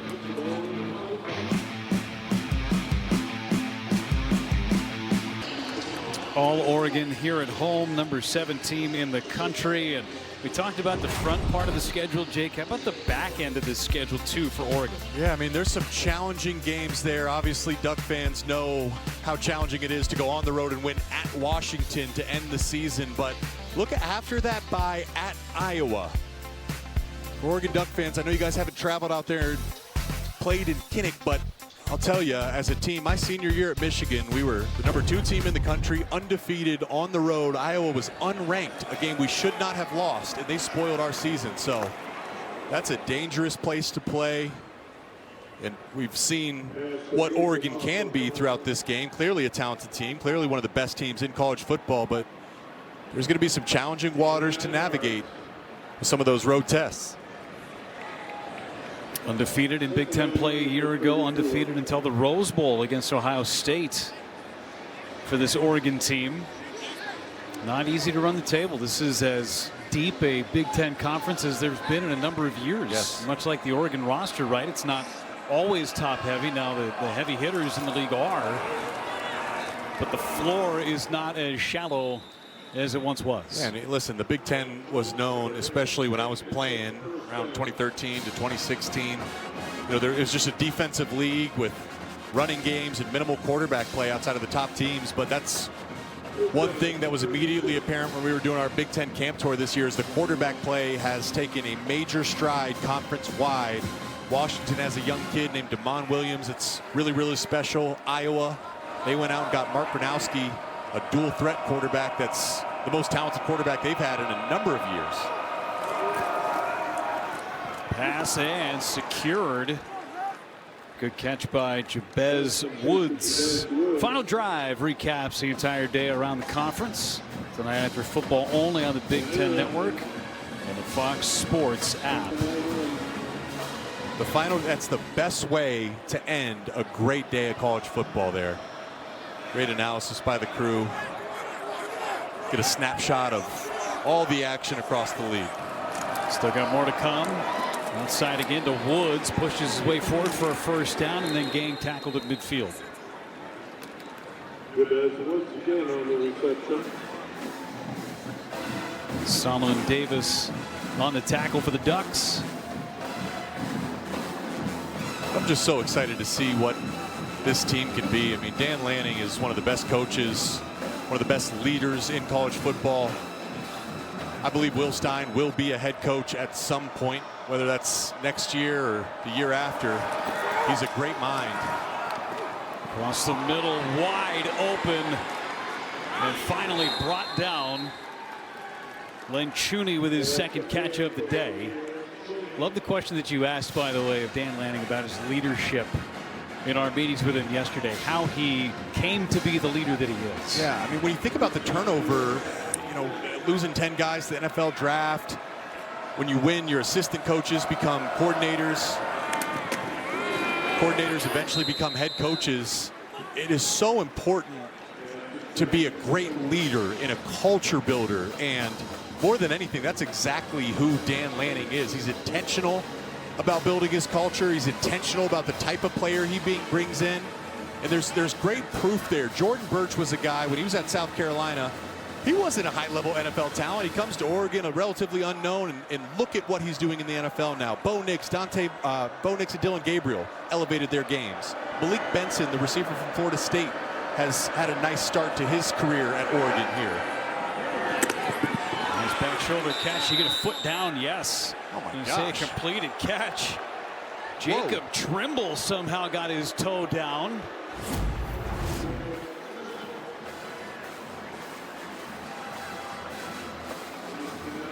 He did not get a toe down. Maybe that not. is out of bounds. Seeing up on the big board, trying to snap the football, but substitution letting it play.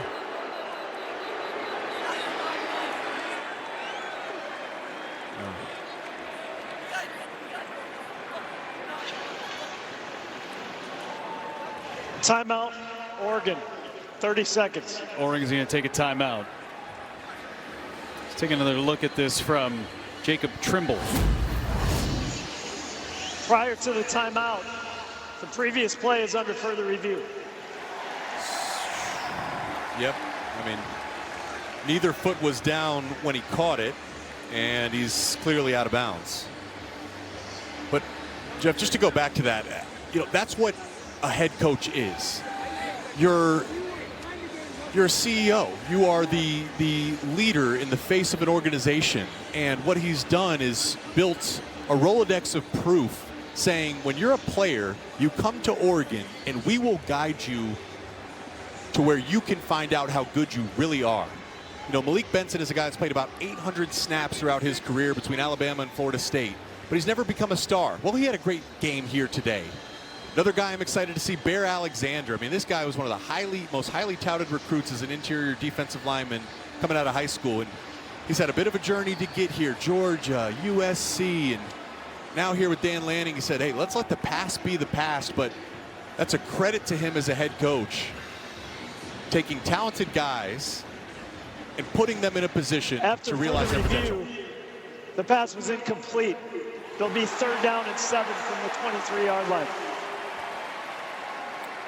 Dan Lanning awarded with a contract extension that will keep him in Eugene through 2030. Also, his Oregon coordinators is getting not extensions. charged with a timeout due to the replay review.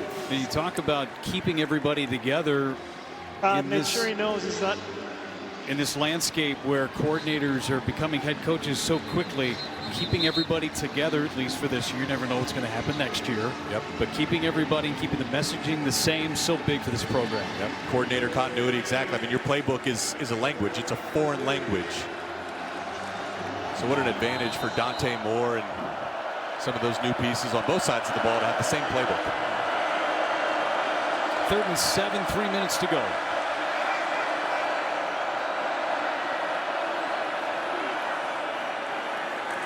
Lamson, completed pass to the 15-yard line.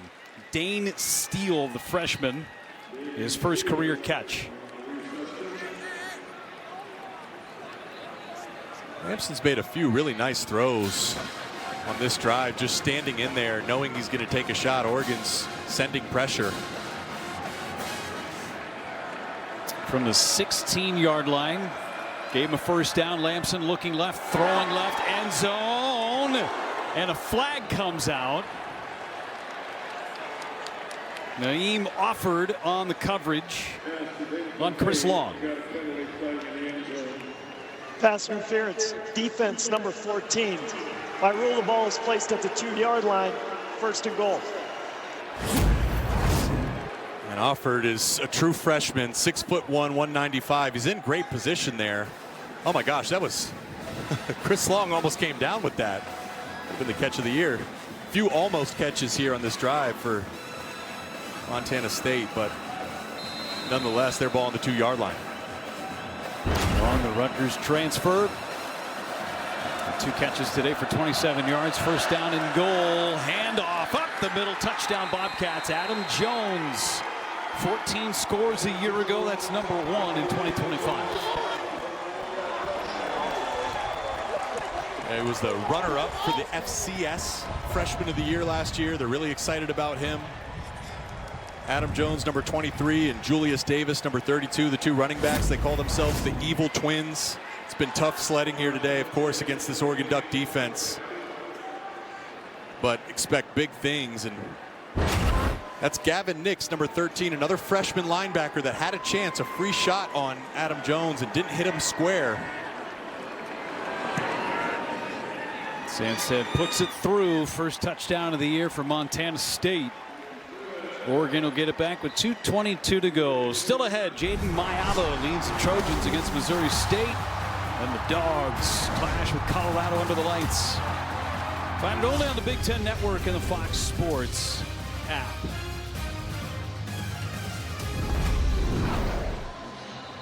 Couldn't have asked for a better day in Eugene. Last time we were here, it was November. Again, a perfect day. That weekend against Maryland last year, Jake. Leaves are going to turn eventually, but it is still summer in Oregon. Such a beautiful setting, and the air just feels cleaner out here. It's all the trees. It is the trees. The photosynthesis is great. You took out the here. word right out of my mouth. Yes. Carbon dioxide to oxygen conversion, Jeff. I thought this was a football game, not a science class. Just glad I got photosynthesis out through my teeth. Oregon will get it after the return from Hill. So Moga at the helm of the offense, and now we'll get Brock Thomas, another guy, Jake, that these guys were really high on. Yep. He's a Eugene kid. Cool moment for him playing in his home city for his hometown team.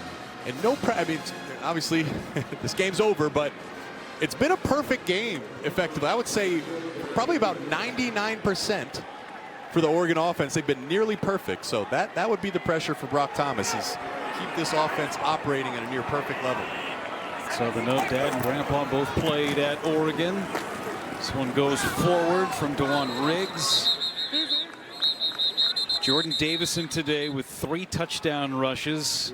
The first freshman ever in Oregon program history to have 3 rushing touchdowns in a season opener. 2 minutes to go from Autzen.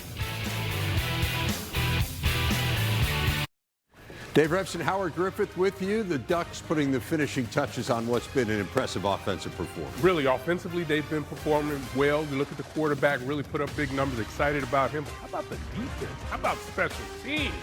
This Oregon team looks exciting. There's a reason they're ranked 7th in the country. Awfully good to start the year. Again, we got 2 more games where that came from tonight. Lincoln Riley and USC finished the year winning 3 of their last 4. They open against Missouri State in 28 minutes. Thanks so much, fellas. 59-13. And Oregon, 120 seconds left before they get to 1-0, number 7 in the country.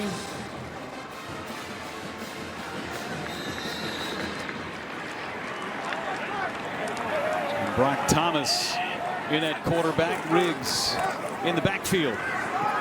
Thomas on the carry, gets to the outside, and it's a first down for Oregon, a gain of 5. So about as clean a game as you could have seen from Oregon right out of the chute. Really, the only thing is Pregnon. How serious is that injury? I think seeing him back on the sidelines in his pads is really encouraging. That'd really be the only concern I would have coming out of this game today.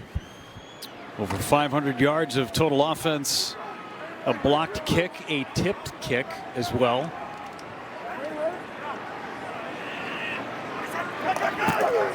Thomas puts it in the belly of Riggs. Picks up a few. Jake, before we have an opportunity to say goodbye, how about the tribute to Lee Corso today? Made his final pick. Yeah, and went Buckeyes. That was just a special show to watch, and Lee is a legend. He is college football, really. And you just think about all the change that we've seen, and he was a pioneer for the changing landscape of media, and such a positive voice and figure. And I just loved watching Kirk and Chris Fowler and everybody interact with them. A victory formation here for the Ducks. Thomas kneels on it, and that'll be the final snap of this one. The only negative play of the day, and it was the lean down. Shouldn't count. Pretty complete effort from Dan Lanning, and they'll get ready for Oklahoma State next week. They'll be feeling really, really good about their prep going into that matchup for sure. How about 506 total yards, 253 on the ground, 253 through the air. And I'd love to know how many different plays Will Stein even called, because he said he wanted it to be a simple playbook this week. I wouldn't be surprised if it was only like 15 or 20 unique plays. A lot of balance today. Dante Moore picks up his first win as a Duck starting quarterback. Week 1, Jake, it is in the books. We'll see you at the Horseshoe next week. Great job, buddy. For Jake Butt, Brooke Fletcher, our entire crew here in New Jersey.